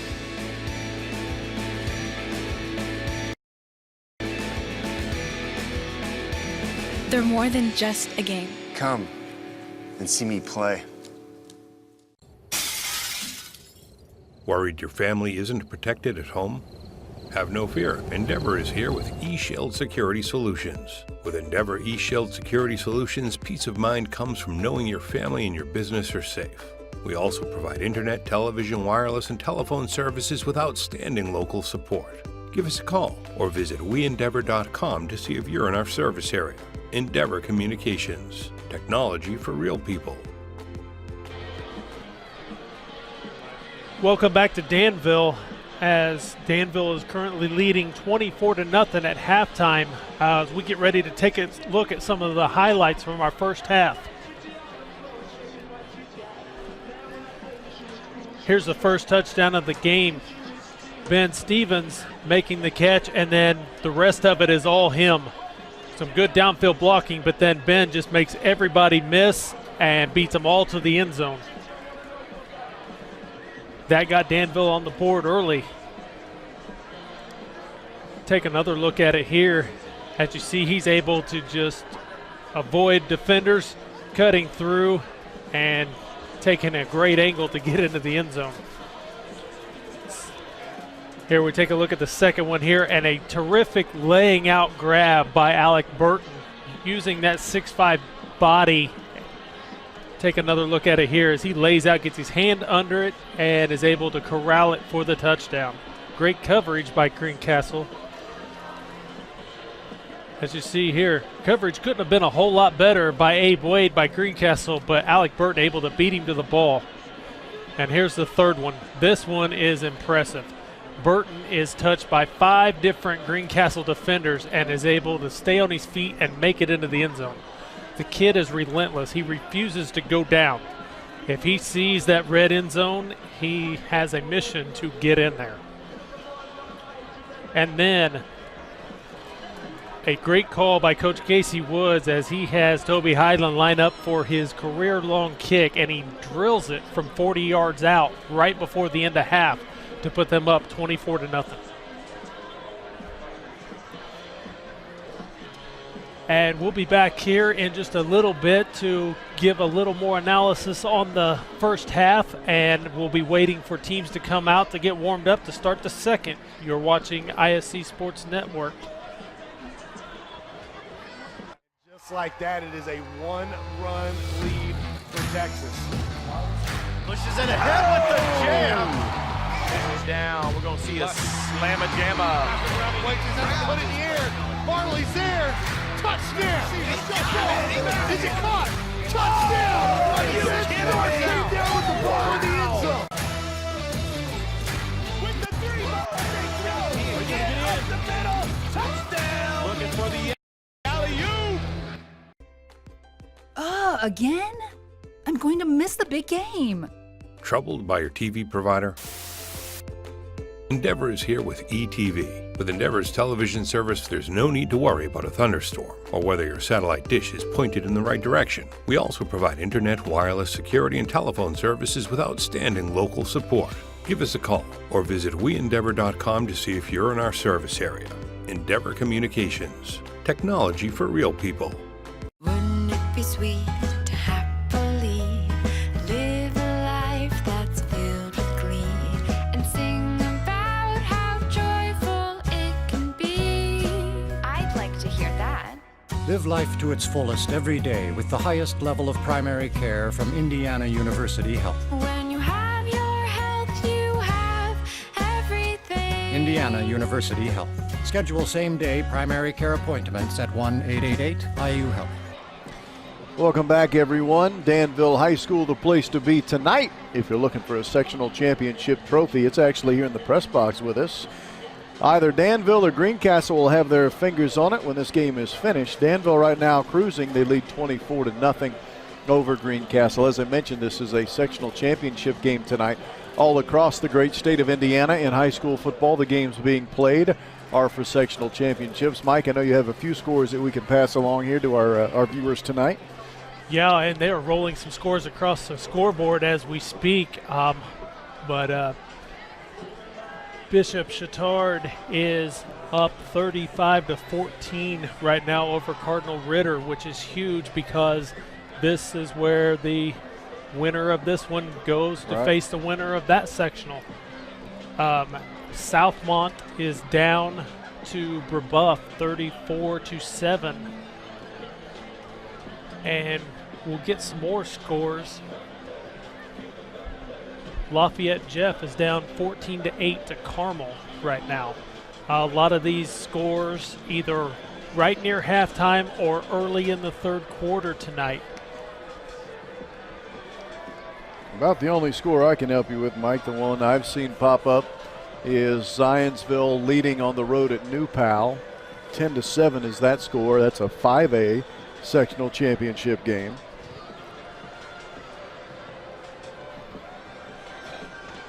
And got an update, Decatur Central and Cathedral are tied at 21 at the half. Great game there between two really good football programs. And Kokomo over McCutcheon. Yes. Leading 21-7, I believe. The beauty of social media, friends. A huge score right now that we just heard about is Warren Central leading Ben Davis 22-15.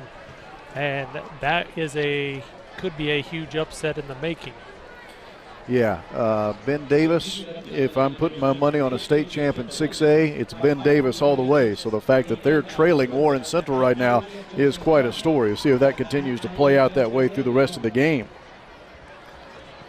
Yeah, Ben Davis is a perennial powerhouse in the state. Warren Central usually gives him a good ball game. Ben Davis was able to handle them earlier in the season, and they've handled a lot of teams easily this year too. David Bell has scored all 3 touchdowns for Warren Central to help them to that 22-15 halftime lead. Again, let's see if they can hold on, however, against an extremely talented Ben Davis football team.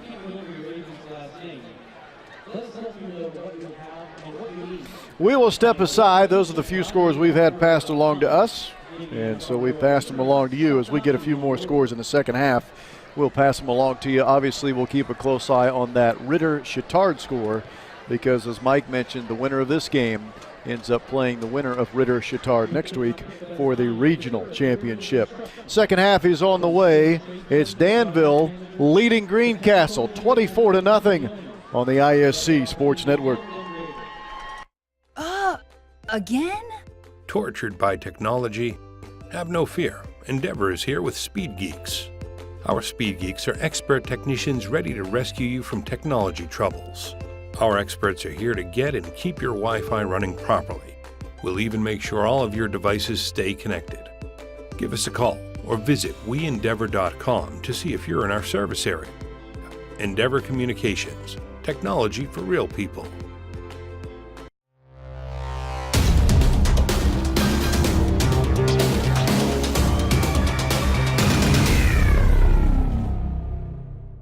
For the end zone, man open at the touchdown.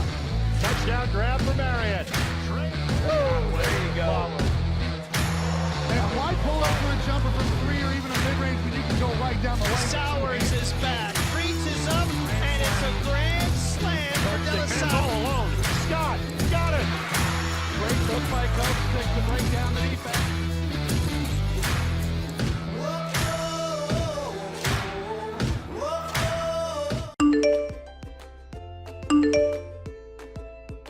Not getting their messages? Have no fear. Endeavor is here with eWireless. Endeavor Communications combines the nation's largest 4G LTE network with friendly hometown service, so you'll always be connected to your kids. We also provide internet, television, security, and telephone services with outstanding local support. Give us a call or visit weendeavor.com to see if you're in our service area. Endeavor Communications. Technology for real people. I don't think of this as a high school weight room. It's more like a high school classroom. I'm learning how to manage my time here. I'm learning that it's important to have goals and that it takes persistence and commitment to reach them. And I'm learning that the best way to lead is by example. Indiana high school sports. They're more than just a game. Come and see me play. Irritated by your internet provider? Have no fear. Endeavor is here with eForce high-speed internet. Download speed? No problem. Download an HD movie in seconds with our remarkable gigabit speed. Endeavor not only provides the latest fiber optic technology, we're also here to help you use it. We also provide television, wireless, security, and telephone services with outstanding local support. Give us a call or visit weendeavor.com to see if you're in our service area. Endeavor Communications. Technology for real people. Almost ready for the start of the second half. Danville leads Greencastle 24-0. Rob Blackman and Mike Rossick, along with our graphics engineer Jake Morris and our man in the truck Greg Mash and our entire crew. Thank you for joining us on what really turned out to be a very nice Friday evening for the first Friday in the month of November. We started this game with a feels-like temperature of 49 degrees, and if you were around for sectional football last Friday, you know that feels like Bermuda, actually. It was so cold last Friday night. That has not been the case tonight, and both teams have played well in what has been a very, at least weather-wise, all near ideal conditions. One thing that's been near ideal, Danville's offense in the first half. Look, Mike, we knew they would be good. We've both seen them play earlier this season. They are a well-oiled machine that, quite frankly, when they get it going on offense, I'm not sure what you can do defensively to slow them down. There's not a whole lot. They have so many weapons, and if you start shutting their run game down, they just go to their pass game. Well, you think, okay, we can stop Alec Burton. Well, then they go to Ben Stevens, or they go to Zach Lucan. And a kid that we haven't even talked about tonight is Mark Broderick, another threat on their receiving core. You know, it's pretty sad that he is a junior that has made some great catches this year, made a huge catch a couple weekends ago, and we haven't even called his name tonight. Yeah, right. He hasn't had to be in their game plan. And for Greencastle, they have got to figure out a way to contain this offense for Danville, and then they have to do something on their end. Schubert and Stevens are deep to return this second half kickoff. It's a squibber off the foot of the Greencastle kicker, Evan Crow. Picked up on that far sideline and advanced near the 40-yard line, but I think we may have had a flag on the play. Yes, we did, back at the 35-yard line. The ball was advanced to about the 37, but there is a penalty, and it's an illegal block in the back, and it'll go against Danville. So instead of having the ball at the 37-yard line, they'll be backed up inside of their own 30 for what will be their first possession of the second half. It's a balanced Danville team. We spent so much time talking about their pass game. They do still average 190 yards a game on the ground. So it's not like they're an all-passing team. They are not by any stretch of the imagination. But they can hit you with chunk plays, and that's what they have done tonight so far here against Greencastle. Yeah, and they've got two outstanding running backs. And if you watch them run, they have similar styles. They both hit the line hard, and if they get a chance, they will break one big on you. Ball put at the 25-yard line after walking it off 10 yards from the spot of the foul. Speaking of running backs, a new running back in the game right now, that is Austin Cowart. He's number 22. And it pass is incomplete. They were trying to throw it to Cowart. I was just talking about him into the game for the first time tonight in a running back position.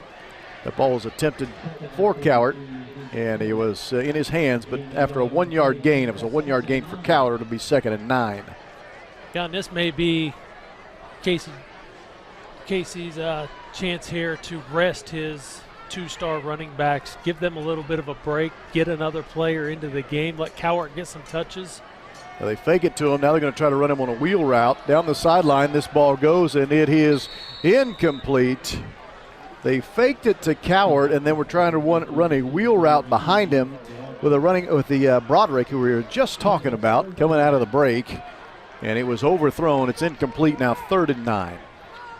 Yeah, I was wondering when they would try to get Mark Broderick involved in this offense. They're as Toby Highland just overthrows him a bit, but a good design on that play as they had Cowart kind of running that smoke screen underneath, and then Broderick going deep up top.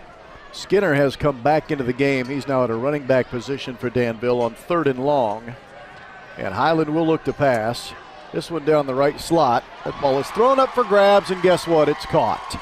No surprise here. Throw it up for grabs for that guy, and the chances are real good he'll come down with it. Alec Burton with another huge catch for Danville down to the 37-yard line of Greencastle. Yeah, if we get to take another look at this, you see it here.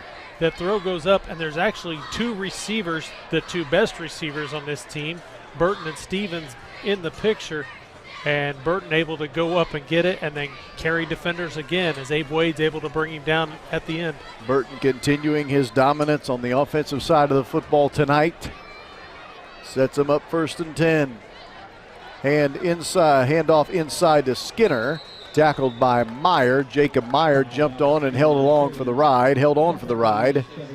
It'll be a gain of 6. It'll be 2nd and 4. Yeah, good job there by Skinner, just keeping his legs driving, able to move the pile forward and pick up 6 yards. Skinner stays in the backfield, the lone running back beside the quarterback Highland. And he'll fake it to Skinner. Now step away from some trouble. He has to throw the ball back against the grain. It was tipped and it is intercepted. That ball was tipped at the line of scrimmage, and it is ultimately picked off by Greencastle's number 43, Hayden Pettit, the senior defensive lineman. Great job, as you see, Highland able to roll out here, and then there's Bowman getting his hands up, and then Pettit getting his hands underneath the ball as it was tipped, and this may be the break that Greencastle's been looking for. It is the first turnover of the game for Highland. It's only his 8th interception of the season. That against 41 touchdown passes, which, by the way, is a school record. And as you said, is this the break that Greencastle needed? We're about to find out. Costin at quarterback. Turns and, oh, what a nice tackle. Chopping the legs out from under him. That was Tanner Knotts on the tackle of the running back, Damon Moody. And Moody looked like he had a little bit of a breathing room there. Some daylight up the field, and Knotts instantly just puts a licking of a hit right there on his legs and drops him. Knotts is the leading tackler on the team coming in. He had 104 tackles to start the game. That was a beauty of a solo tackle there. It'll be 2nd and 8 now. Moody again carrying the football. This time, again, not a whole lot of running room, trying to sneak over the left side of the offense, but plenty of crimson-shirted Warriors were waiting on him. Another gain of 2. It's going to be 3rd and 6. Yeah, that pile was led by number 9, Jackson Wynn there. As you see, he just comes flying in, and then they drive him backwards. The beauty of 3A football, you see so many faces on both sides of the ball. You see so many familiar numbers. They're on offense and on defense. And so a lot of these guys playing both ways and playing right now up to a high level. And there comes a number of penalty flags. The entire offense for Greencastle took off except for the most important guy, the center, who did not get the ball snapped. Yeah, that whole line was ready to go, and Danville was ready to go with them, but the center kept the ball there. Right. Yeah, it looked like the right guard. I think that is Trevor Wood that jumped a little bit early. Well, you go from 3rd and 6 to 3rd and 11. Not a great down and distance for the Tiger Cubs. They'll have to throw. Costin on the sprint out. He's being chased. Burton was chasing him. Incomplete. Just throwing that ball away quickly to get it out of his hands. He had Bowman out in the flat, but there was really no chance for Costin to get rid of the football. It's because Burton was bearing down on him. Take a look at this. The 6'5" Burton laying out to get a hold of Costin, and there was no chance of that ball getting completed. Wow, Alec Burton has been impressive tonight. This is our Endeavor Communications game of the week. We are early in the 3rd quarter if you're just coming along. 24-0 Danville leading against Greencastle here in this sectional championship game. Last year, Danville beat Greencastle in the sectional 21-14. They're trying to beat them again here tonight. Costin with a poor punt this time. He had a great punt late in the first half. This one is not nearly as effective. It was off the side of his foot, went out of bounds on the Danville sideline.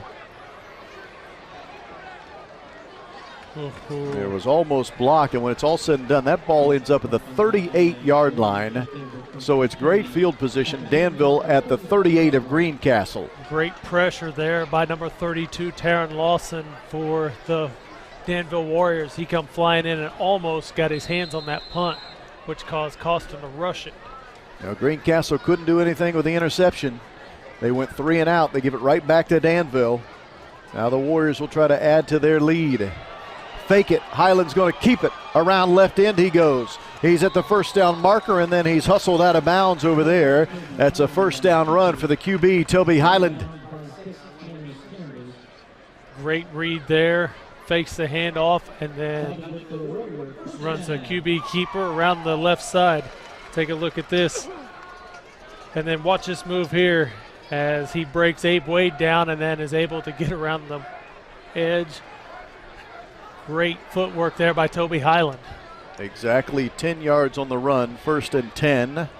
Highland back in the shotgun. This time he wants to throw, but he won't be able to do so. We had stoppage of play before the snap. It's because we had illegal motion against the offense. You know, Toby Highland, for many great reasons, gets a whole lot of credit for his arm and his play, you know, back in the pocket. But he's a smart quarterback, and when he sees an opening that he can take off and run, he uses his legs as well as about any quarterback. That's only the 4th total penalty of this game between the two teams. It has been cleanly played to this point. But it does back him up 5 yards, make it 1st and 15. Yeah, I would say after the South Vermilion game, Coach Casey Wood had a nice long talk with his offense and defense about the amount of flags they had in that game, and they have really cleaned it up. Highland cannot run away from trouble. A great push of the pocket. Cade Winslow was the first man to get to the lower level, the QB Highland, and hold on for dear life. A QB sack for the Tiger Cubs as they brought the pressure. Look at this. Yeah, I just see Winslow gets a hold of him, and then Trevor Wood comes in to clean it up. Boy, Cade Winslow's been good tonight. 121 tackles. That was coming in. 35 tackles for loss. 17 sacks. And he has been as good as advertised tonight as Cade Winslow, the nose tackle who has been dominating. At times, he's basically been unblockable. Here's a run in the backfield for Schubert, the sophomore. Turned the corner for a moment, had a bit of daylight, but look who caught him from behind, Winslow. Folks, Winslow is the nose tackle, and he's running down running backs from behind. That's how talented this guy is. Yeah, great job there. Take a look at this one here. And there, Winslow, as you said, able to track him down from behind. Quick snap as they were trying to hurry up the offense, and in doing so, they actually got an offsides encroachment penalty against the defense. So as we were showing you that highlight, Danville quickly sprinted to the line of scrimmage. They run a quick count, and they get the Tiger Cubs to jump into the neutral zone and get the 5-yard penalty. You see it right there. And it would be Winslow. He just made a great play, but then was a little anxious on that one. Now that does help the down and distance for Danville because now they're at 3rd and 7 after that walk-off. So it makes it a little bit more manageable for them. Throw incomplete, just over the head of Zach Lucan. Highland stepped away from a couple of would-be sackers and lifted that one high in the sky, but over the outstretched arms of Lucan. Now it'll be 4th and 7. Yeah, Highland does a great job of avoiding the pressure there. Just was not able to get his feet set as he sailed that one over the head of Lucan. Well, you're looking at 4th and 7. This is really kind of no man's land from a coaching standpoint. You're at the opponent's 25. Now, you do have a field goal kicker in Highland who made a 40-yarder before the half. It would be 42 from here, but they're going to go for it on 4th and 7. Highland looking for, I'll let you take a guess. If you said Alec Burton, you win. First down, Danville. Yeah, you know, I was going to say that it wouldn't be a bad time to, you know, he made that 40-yarder with ease, a 42-yarder, 2 more yards.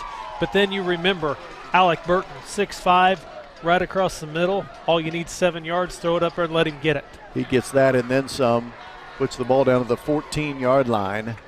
Great catch again. Burton has those very soft hands for a big fella, and he sets him down 1st and 10.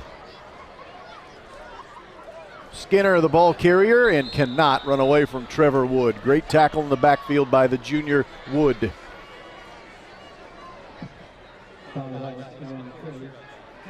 Winslow and Wood have done a great job on the interior of the line this evening, making some great stops. Ends up being a 2-yard loss. Now 2nd and 12. The ball is resting back at the 16-yard line. Almost halfway through the 3rd quarter. Danville is interested in the scoreboard as they are the score clock. They would love to see that thing tick quickly away so they can win this sectional. Highland on a throwback. Left side is caught or dropped. No, dropped. They will say dropped by Skinner. They were trying to set up a screen to the far side with a tailback, and it ball's incomplete, a little bit underthrown. Yeah, it was a good design right there because Skinner was open, but it looked like he just underthrew it enough, and yep, right at the last second it hits the ground. Good try by Skinner. And that is one of the few times tonight Highland has not been on target. That was a poorly thrown ball. It is incomplete and brings up 3rd and 12. So another 3rd and long here for the Warriors. Highland lofts it for the end zone. High in the air, caught by Alec Burton. His 3rd touchdown catch of the night. Highland has thrown for 4 touchdowns, and now Danville is winning big, 30-0. And this is almost unfair. The 6'5" Burton, nobody tall enough to go up with him, and he's able to just jump up. Wade is 5'8". Campbell, who is number 7 there, is 5'6". So you got 5'8" and 5'6" trying to cover 6'5". Not going to happen. Extra point is up and good. It's 31-0. Danville the lead on the ISC Sports Network. There's no cost for imagination, no charge for dreams, no limit to what we can accomplish together. It takes grit, determination, but mostly it takes you. They are your ideas, your visions. We're here to help. Early mornings, late nights, heavy loads. We are real people turning extraordinary dreams into reality. Sunbelt Rentals. Your ideas, our equipment. Look at that gorgeous moon on this November night in central Indiana. It has been shining brightly on the home team, and especially on that guy right there, Alec Burton, 6'5", 220 pounds, headed to Ohio University next season. He has caught 3 touchdowns in this game, 15 touchdowns for the season. He has been, quite frankly, unstoppable tonight, and it's a big reason why Danville leads 31-0. Yeah, and when Danville finds a weakness, they will exploit it, and that weakness has been trying to cover Alec Burton. A one hopper picked up at the 8-yard line by the Tiger Cubs, number 14. That's Overstreet. And he gets tripped up well shy of the 20-yard line. They're going to be closer to about the 16 or 17. Yeah, Overstreet tried to reverse field there, and Taron Lawson had nothing to do with that as he grabs him and whips him down to the ground. Great tackle by Lawson. Now, Greencastle is not a team that likes to throw the football. Only 52 passing yards per game on the season. And quite frankly, they're in a position now where they don't have much more of a choice. They're down 31-0, nearly halfway through the 3rd quarter. Here's Costin, the QB. He does want to throw. Out to the right flank. That ball is caught, but it's going to end up being a negative play. Tried a quick hitter over there to Dakota Campbell, and the sophomore was quickly gobbled up. That'll be a 2-yard loss, 2nd and 12. Yeah, you know you want to get the ball out quick, as you see here, but there is nobody out in front blocking for him, and Danville is just too fast. They're there with several guys. Ben Stevens was the first to reach him. 2nd and long now for the Tiger Cubs. who play out of the Western Indiana Conference. Interior run. Maybe we'll get them back to the original line of scrimmage, and emphasis on maybe. That's Moody carrying the ball. Actually, they're going to give him another extra yard, so a gain of 3. Yeah, and there was Knotts again on the tackle. See him just all over the field tonight. Tanner Knotts wears number 24, the inside linebacker for Danville. He has been all over the field tonight. Hadn't been much to talk about defensively for Danville because their offense has been so good, but the fact is it's a goose egg on the board currently for the Tiger Cubs. Quick throw out to the right flank. This ball is caught by Campbell, but he's not going to have enough for a first down. He'll get back out to about the 16-yard line, but well shy of the first down. It's going to be a 3 and out for Greencastle. We talked in the pregame about keys to the game being time of possession, and we were kind of directing that towards Greencastle needing to win the time of possession, but Danville has owned the ball tonight. I believe they've only given up 1 first down to Greencastle tonight. Yeah, it's certainly less than a handful. And it's been several 3 and outs for Greencastle. This is a low-lining punt that is going to take a generous roll for Greencastle. It will go into the Danville territory. Stevens just lets it roll dead at the 47-yard line, his own 47. 1st and 10 for Danville for their own 47, 4:06 to play in the third, and there's the guy we've been talking about all night, the Deuce, Alec Burton, tight end / defensive end / Superman tonight for Danville. Yeah, he's done a little bit of everything, including carrying Greencastle defenders with him on his path to the end zone. Danville playing out of the Sagamore Conference. They were the Sagamore Conference champs this year, went 7-0 in the league. And they're in a great position now because they can run the football at their leisure and try to eat up as much clock as possible. That's Alex Skinner carrying. But remember, if Skinner gets tired, you've got Schubert as a viable backup to turn around and hand the ball to. Good job there by Winslow, grabbing on and not letting him get away. Been very impressed with Cade Winslow. The numbers are eye-popping when you look at him statistically, but then you watch him play and you see why he has such great defensive stats. Yeah, he just has a knack for getting where the ball is. So does this guy, Alec Burton. Another catch, 4 white jerseys it takes to tackle him. They'll get him on the ground after a first down catch. Yeah, it just seems like anything that's in his reach, he's going to grab a hold of with those great hands. And as you said earlier, Mike, there's just no one on the other side of the ball that can cover him. You can put 2 guys on him, as Greencastle has tried. Even that doesn't work. No, because then you just exploit his height and throw it up top, let him go over the top of him and get it. Highland turns and hands to Skinner. Holding on tightly and tackling him is Cade Winslow. Talked about how Burton has been unguardable, uncoverable. Winslow, quite frankly, has been unblockable. It seems like he is in on every single tackle, whether it's a tackle for loss or a tackle 10 yards down the field. He is always around the football. Yeah, he's done a great job of getting past his blocker and then being able to make plays on the ball all night long. Winslow, one of the 9 seniors on this team for Greencastle. That ball to the sideline is incomplete. That was the deep out route. It was intended for Broderick. Second time they've targeted him here in the third quarter, but both have been incompletions. Yeah, that's losing Winslow after the end of this season will be a big loss for Greencastle. As you see, that kid, he's not only one of their best defensive linemen, probably is their best defensive lineman, he's also a good leader out there.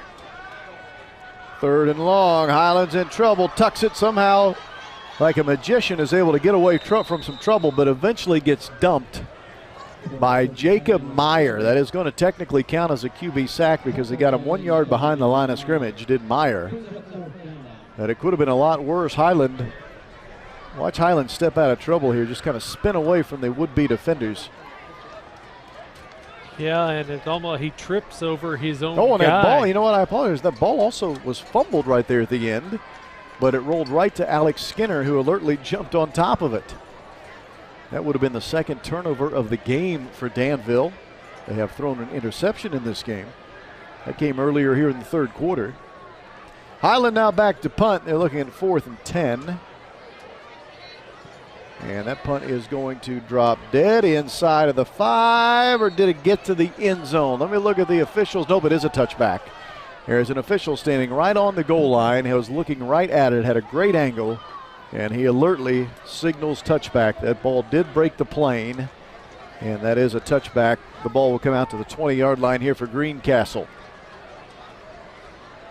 1:22 to go in the game. I mentioned in the third quarter, Greencastle Western Indiana Conference. That's one of those conferences with 2 different divisions. They were 1-4 in the West Division, did not have a great conference record. Here's a look at that last punt. Does that ball make it? Remember, all it has to do is touch the goal line. It did. Just the nose of the football, barely touching the goal line, makes that an automatic touchback. Great job of officiating. Here's Moody, one of his better runs of the night. That's an 8-yard run for Moody, maybe 9. They're going to say 9 yards. It'll be 2nd and 1.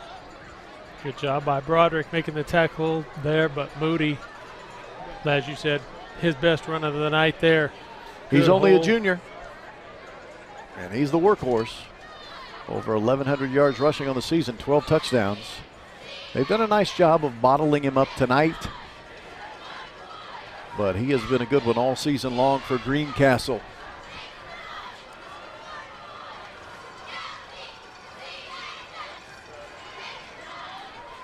Inside run, Campbell coming on the inside reverse. Is that ball lost and fumbled? It was. I think I saw the official pointing He down. pointed down. You're right. You're right. That Danville sideline began celebrating. They thought for certain they had gotten a turnover. Let's see here. It is whistled down. Oh, yeah, that's a fumble, I think. Maybe his knee could have possibly been down with the ball still in his possession. That was extreme bang, bang right there. Does it? Ooh, I think that may have been a fumble. The beauty of replay, we can second guess him. It was ruled down by contact, and it's the final play of the third quarter. It'll be 3rd and short when we come back for Greencastle, but this game tonight's been dominated by the home team. The Danville Warriors, they're up 31-0 as we head to the fourth quarter on the ISC Sports Network. Hits the rim right as the light goes in. And Hogan across the middle, finds the end zone, and touchdown. Wow. Denard looking to throw this time. Going deep down the field, he's got Fusich. Look at this one again. The time will expire and the Gophers will win. Is on the board. The North wins 10-7. Well, the North.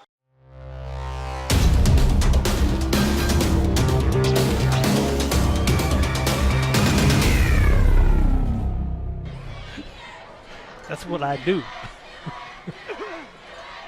Welcome back to Danville. Rob Blackman here with Mike Rossick. Tonight's broadcast being brought to you by Endeavor eShield Security Solutions. Their phone number is 1-800-922-6677. Their website is weendeavor.com. It's our Endeavor Shield eSolutions Security Solutions, I beg your pardon. Game of the week. We thank you for joining us. Tonight we're in Danville. And on 3rd and short, the Danville defense was up to the challenge. Great tackle there by Jace Heitkamp. I've kind of been waiting all night to hear his name called. And as you see, he's in there almost taking the handoff before Bowman could get it from Costin. Bowman, the fullback, rarely carries the ball. Normally he's the blocker from Moody. But Bowman got a chance there and was chopped down by Heitkamp immediately. 100 tackles last year for Heitkamp, 80 tackles this year. They did punt it away this time to Stevens. They're going to give him a chance to return one. Comes all the way across the field to the near sideline and finally steps out of bounds at about the 43. And Heitkamp's going to get a penalty there as Coach Casey Wood grabs a hold of him and tries to explain to him.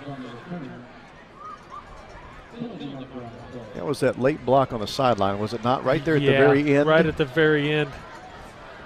You see Stevens here, great job reversing field, able to turn the corner.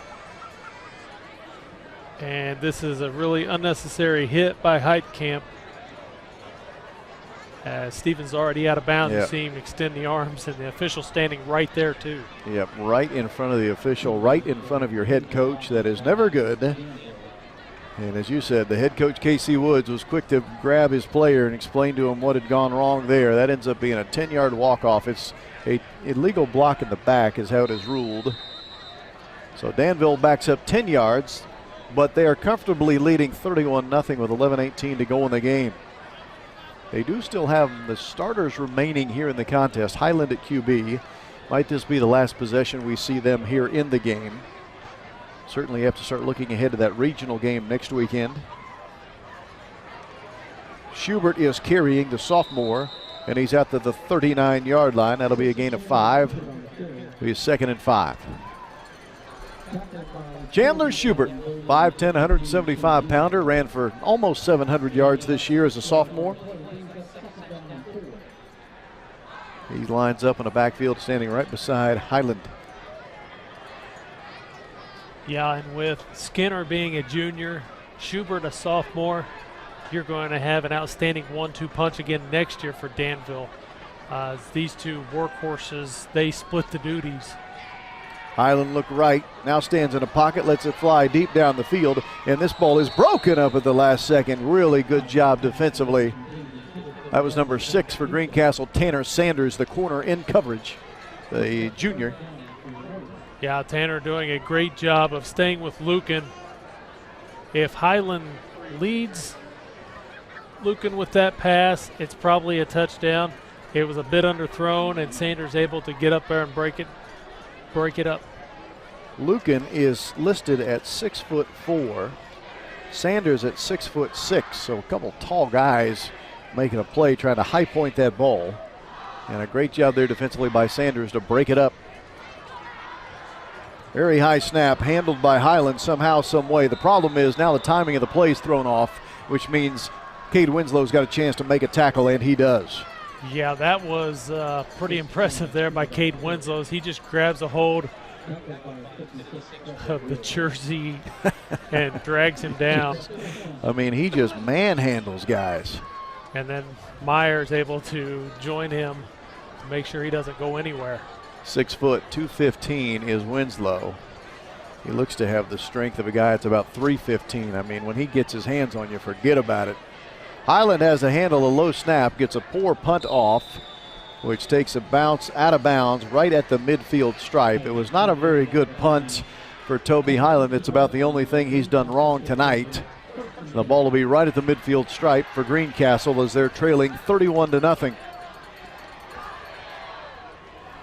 Tiger Cubs last year 9-2. Great season for them under Mike Meyer. Lost to Danville 21-14 in the sectional semifinals. This year it appears their season will come to a close at 7-5. And with the division that they play in the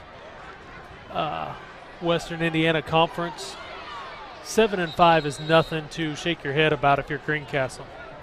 Costin turning and handing to Moody. Well, keep in mind now, Costin's back next year, so is this guy Moody. So the quarterback, tailback both return. Your fullback is a sophomore. He is back. Sanders and Campbell are back. Trevor Wood is back. They got a lot of good players coming back next year for a team that won 7 games this year. 1st and 10 after that run by Moody. That first down gainer. They'll give it to him again. Oh, he got his legs chopped out from under him. Good job there, Heitkamp, just kind of sneaking in below and chopping the legs out from under the running back.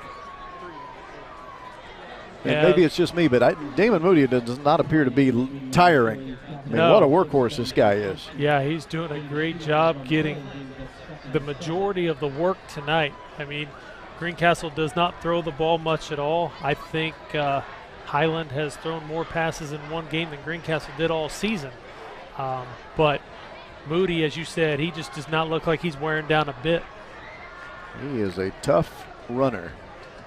And he takes the abuse and just keeps coming back at you. Costin lofting it down the left sideline, incomplete. They got man-to-man coverage on the outside and tried to loft one out there and see if Sanders could run underneath it. He could not. Incomplete. So it'll be 3rd down and about 7 here for Greencastle. They have not won a sectional since 1991. That's back when they were a 2A football team. And it appears that drought will continue as they're down 31-0 here in the 4th.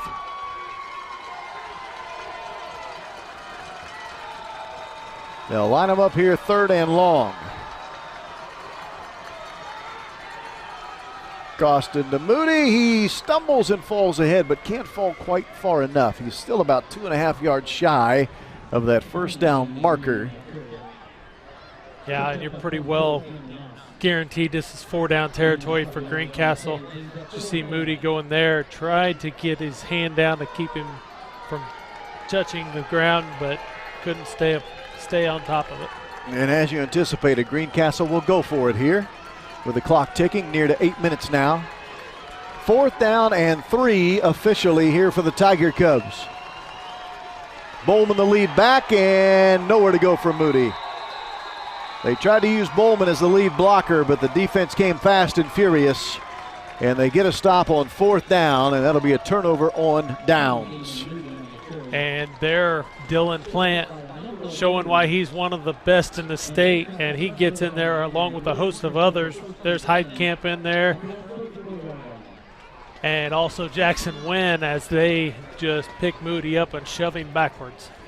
Danville will stay with the starters here on offense. 31-0 with less than 8 minutes to play, and the starting offense does stay on the field for Danville. That's Highland, the quarterback, Skinner at running back, and the wide receivers stay the same. They will give it to Skinner. Tries to cut it back against Meyer. Meyer, however, holds on. It's a strong run of 6, maybe 7 yards, however, for Skinner.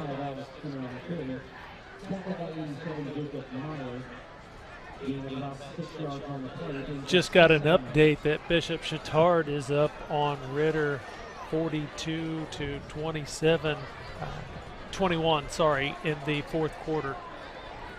Well, if that score would hold, it would be Chittard and Danville in the regional next week, which is a rematch of a sectional championship last season. Skinner's right up the middle. He's running. He's into the open field. Down the right sideline goes Skinner. Finds himself finally bumped out of bounds at about the 20-yard line. What a run there for Alex Skinner, the junior.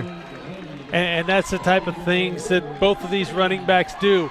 They will hit the hole and eat you for 3 and 4 yards, and then all of a sudden they bust one, and when they get out in the open, they're tough to bring down.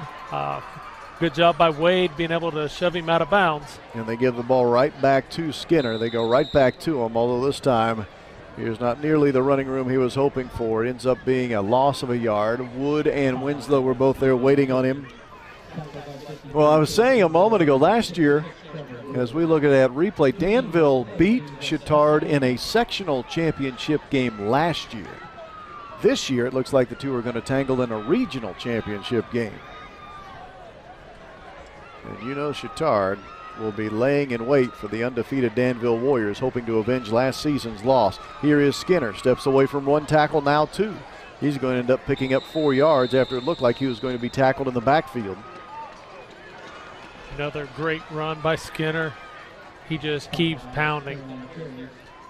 And, you know, I've not seen a whole lot of 3A teams play this year, but I'm wondering if there's any teams that can match up with the skill set and the firepower that Danville has. That is a wonderful question. The only team I would maybe put in that category, West Lafayette.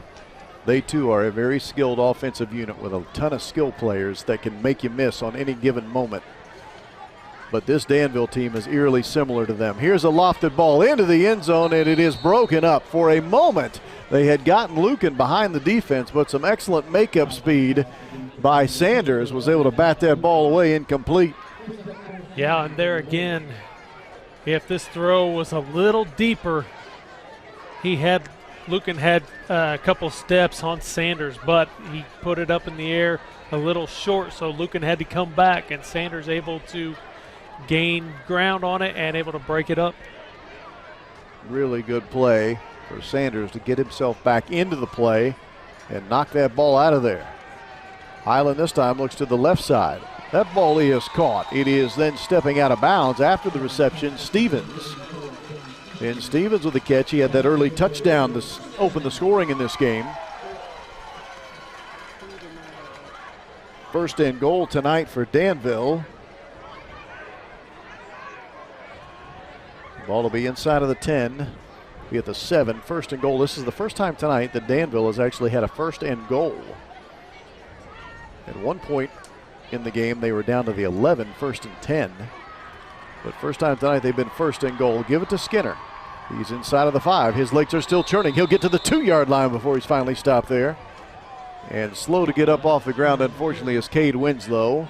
Now let's hope he gets up. He does slowly and gingerly. But Winslow being a senior, there is no way he is coming out of this game. He lines up at his nose tackle position. He's ready to go. And a stoppage of play. A flag is thrown just before we had the snap of the football, and it's offsides in the neutral zone on the defense.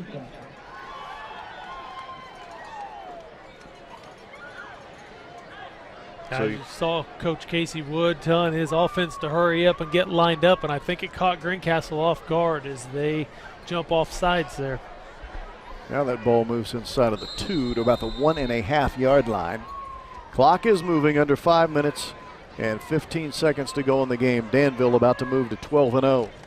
And here is number 12, going to keep it himself. Reaching for the end zone. Touchdown, Danville. The quarterback, Toby Highland. Why not? He's thrown for 4 touchdowns tonight. Why not run for 1? And oh, by the way, he's kicked a field goal too. The Danville Warriors extend the lead to 37-0. And right here you actually see he literally rides the coattails of his running back into the end zone. High snap. Looks like the play got thrown off just a bit. But an alert play by Skinner to just say, hey, follow me, QB. I'll take you home. Touchdown. Extra point on the way is up. And is it good or not? Okay, blocked at the line of scrimmage. I did not see the signal from the official. That's why. Blocked at the line of scrimmage. So no good on the extra point try. Doesn't matter much at this point. It's 37-0 Danville. So Toby Highland tonight has thrown for 4 scores. He has kicked a 40-yard field goal, and now he's run for a touchdown. As much as I'd like to say he's the game's MVP, I'd have a tough time voting against Alec Burton. Yeah, I would have to second that, because Burton has been nothing short of amazing on offense tonight. It's not often a guy that throws for 4 touchdowns, runs for another, and kicks a field goal isn't the best player on the field, but that's been the case tonight. It's Burton who's been the best player on the field, but Highland hasn't been far behind. And that touchdown run by Highland has extended the lead for Danville. They're about to move to 12-0 in the season, and more importantly, they're about to be back-to-back sectional champions. It's significant because they had not won a sectional here since 2007. They ended that drought last season with their sectional win, and now they're about to make it back-to-back titles. Yeah, they definitely hope to avenge a regional loss from last year. Highland with a liner picked up by one of the upbacks for Greencastle. Out to about the 40-yard line. That was actually Bowman who got that kickoff, fielding it like a ground ball in baseball. Yeah, and once again, Jace Heitkamp in on the tackle as he come flying in to bring Bowman down. Rob Blackman and Mike Rossick tonight bringing you Sectional 30 championship action. We're at Danville High School where the Danville Warriors lead Greencastle 37-0. Exactly 5 minutes remain in the game. Greencastle's season will end at 7-5. And Danville will advance to the regional next week with a perfect 12-0 record. You know, Rob, watching Greencastle, you can see why if they don't give up many points and they can get a little bit of a lead, you can see where they could wear you down. Oh, as Moody drops that one. He did get the ball back, however, and actually fell forward, and he might have even gained a yard after all of that. Maybe a no gain, but at least they kept possession Another very fortunate bounce off of that turf. We've seen a few of those tonight here, where the team that fumbled the ball literally has it bounce right back up into their stomach so they don't turn it over. Meyer splitting wide left. 2nd and 10. Moody right up the middle, spins off of one tackle and falls ahead for a gain of 3. It'll be 3rd and long. Mike Meyer, the longtime head coach at Greencastle. This is his 2nd stint at Greencastle. His 8th season overall at Greencastle. His dad, Ed Meyer, his father, the longtime head baseball coach at DePaul University. As a matter of fact, the school's all-time winningest coach at DePaul. Ed Meyer, the father of Mike, passed away last December of 2015. And is remembered as one of the all-time greats when it comes to coaching legends at DePaul University. So it's no surprise his son, Mike, is in the coaching profession. That 3rd and long run is stopped after a loss of a yard. Now it's 4th and 8 for Greencastle.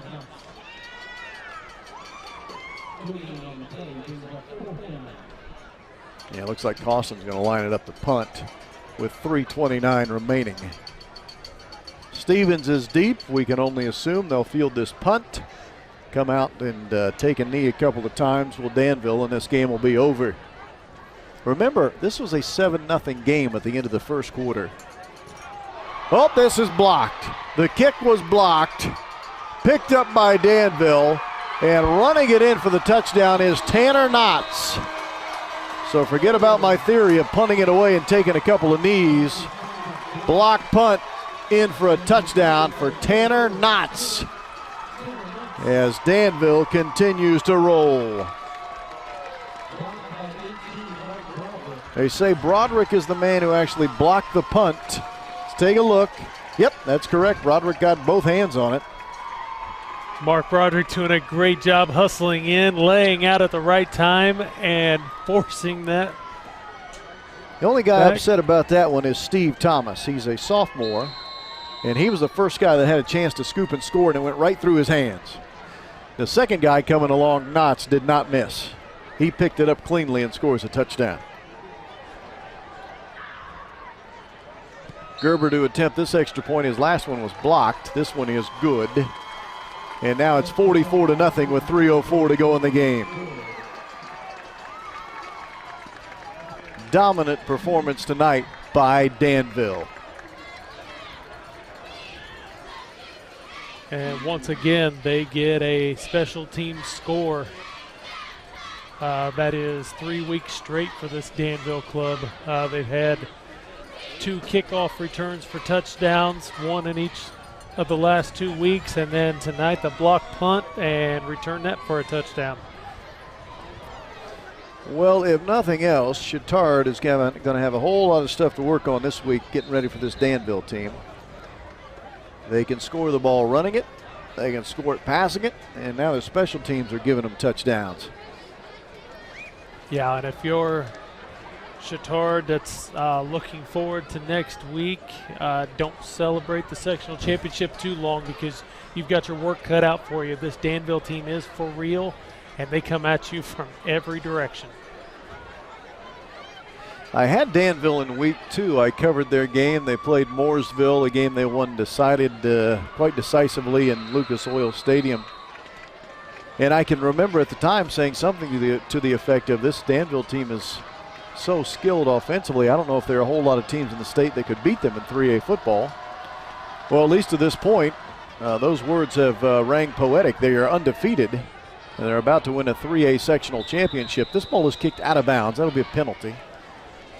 Yeah. But, I mean, they're going to 12-0, and quite frankly, when you look at their scores, Mike, they have rarely even been challenged this year. And that's where I was going was the Webo game. Yeah, they played Western Boone a few weeks ago, and that was their closest game, their lowest scoring game. And that was my first real look at Danville this year, and I was really impressed with Western Boone in that game. Yeah. It was a couple of late game heroics by Danville that won them that game. And Western Boone was really close to winning that game themselves or tying it up late. But ever since then, it is like they flipped a switch and just turned into an offensive juggernaut here. 14-6 was the final score of that Weibo game. Danville winning, obviously. Outside of that game, the only other game that's been even close, and I mean even close, they won at Tri-West 27-14 in week 5. Those, I guess, if you're picking some games where they at least felt challenged, are those two. Other than that, they have run roughshod over the rest of the competition. Yeah, and if their defense is playing as well as they have been over the last several weeks, not giving up hardly anything. I mean, they gave up 20 points to Tri-West, but I think that was kind of a ballooned score because they were up big late in the game, and Tri-West scored late. Greencastle has brought some youngsters into the game here late with the game now out of hand. Aaron Buttery is a junior running back, and he just carried the ball for the first time tonight. Buttery wears number 22. Yeah, Coach Meyer over there getting some of his youngsters a little playoff experience here, get them in the game. Buttery lining up in the backfield right beside the QB, Costin. On what is 3rd and long, they'll give it to Buttery. And he'll barrel straight ahead and be stopped. A lot of new faces also now in defensively. Not at every position for Danville, but most of the positions have been backups now, have been moved into the game. Under 90 seconds to play, 4th and long. And a chance for Greencastle to try and punt again. Remember last time they were in this position, the punt was blocked in return for a touchdown by Knotts. As the chant of back-to-back begins here at Danville. They are back-to-back sectional champions. And this one was nearly blocked. Costin was able to get the punt away. Yeah, Taryn Lawson come flying in there and just missed a blocked punt there. Quite frankly, nearly all the punts tonight for Greencastle have been a bit of an adventure. If they haven't been blocked, they've been awfully close to being blocked, including that one right there. It looks like now Danville will make a switch offensively with a number of players. A bunch of young guys now coming in to play these final 60-some seconds, actually 56 seconds now they look at the clock. So they brought in their backup quarterback, that is number 30. He is Luke Wooten, a freshman. And Wooten turns around and hands it to another youngster.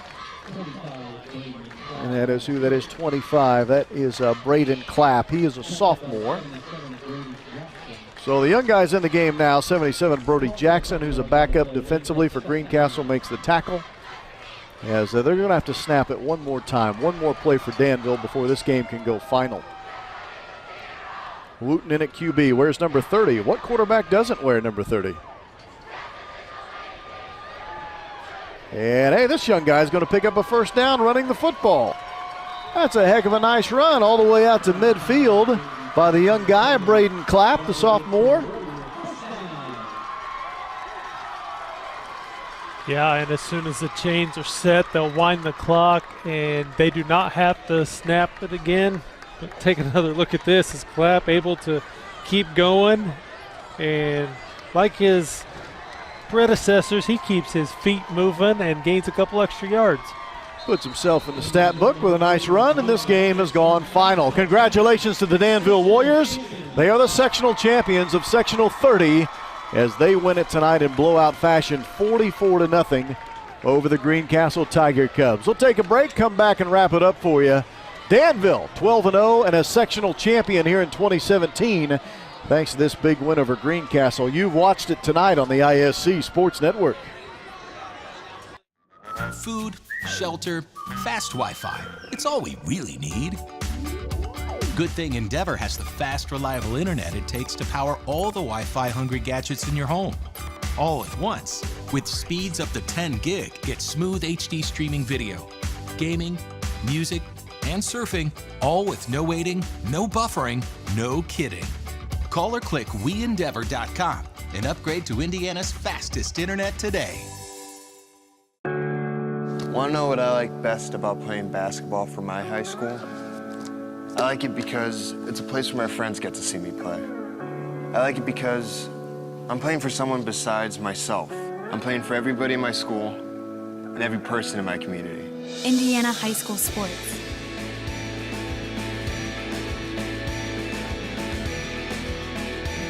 They're more than just a game. Come and see me play. Worried your family isn't protected at home? Have no fear. Endeavor is here with eShield Security Solutions. With Endeavor eShield Security Solutions, peace of mind comes from knowing your family and your business are safe. We also provide internet, television, wireless, and telephone services with outstanding local support. Give us a call or visit weendeavor.com to see if you're in our service area. Endeavor Communications. Technology for real people. Well, they hold the trophy high above their heads, as well they should. Danville's a sectional champion for the second straight season. Convincingly tonight over Greencastle, 44-0. That is the final. Welcome, folks, to our Endeavor Communications postgame show. Let's get right to it. Our player of the game tonight is a pretty easy call, I think, for us. We talked about it all night long. It's the senior, Alec Burton. Yeah, what an outstanding night he had. You know, anytime the ball was in his area, he reached up, he grabbed it, and then he, just like that play right there, refused to go down, carrying guys into the end zone. Alec Burton headed to Ohio University next season, finishing off his senior year of high school with a bang, and he's still got more football ahead of him because they have advanced on to play in the regional, which will be next week against Chittard. Congratulations to the Danville Warriors, the 2017 Class 3A Sectional 30 champions. For my broadcast partner, Mike Rossick, our producer tonight, Greg Mash, our graphics engineer, Jake Morris, and our entire crew, I'm Rob Blackman, thanking you so much for joining us tonight from Danville. And again, congrats to the Warriors, 12-0 and moving on with a big win tonight, 44-0 over Greencastle. Thanks for joining us, everyone.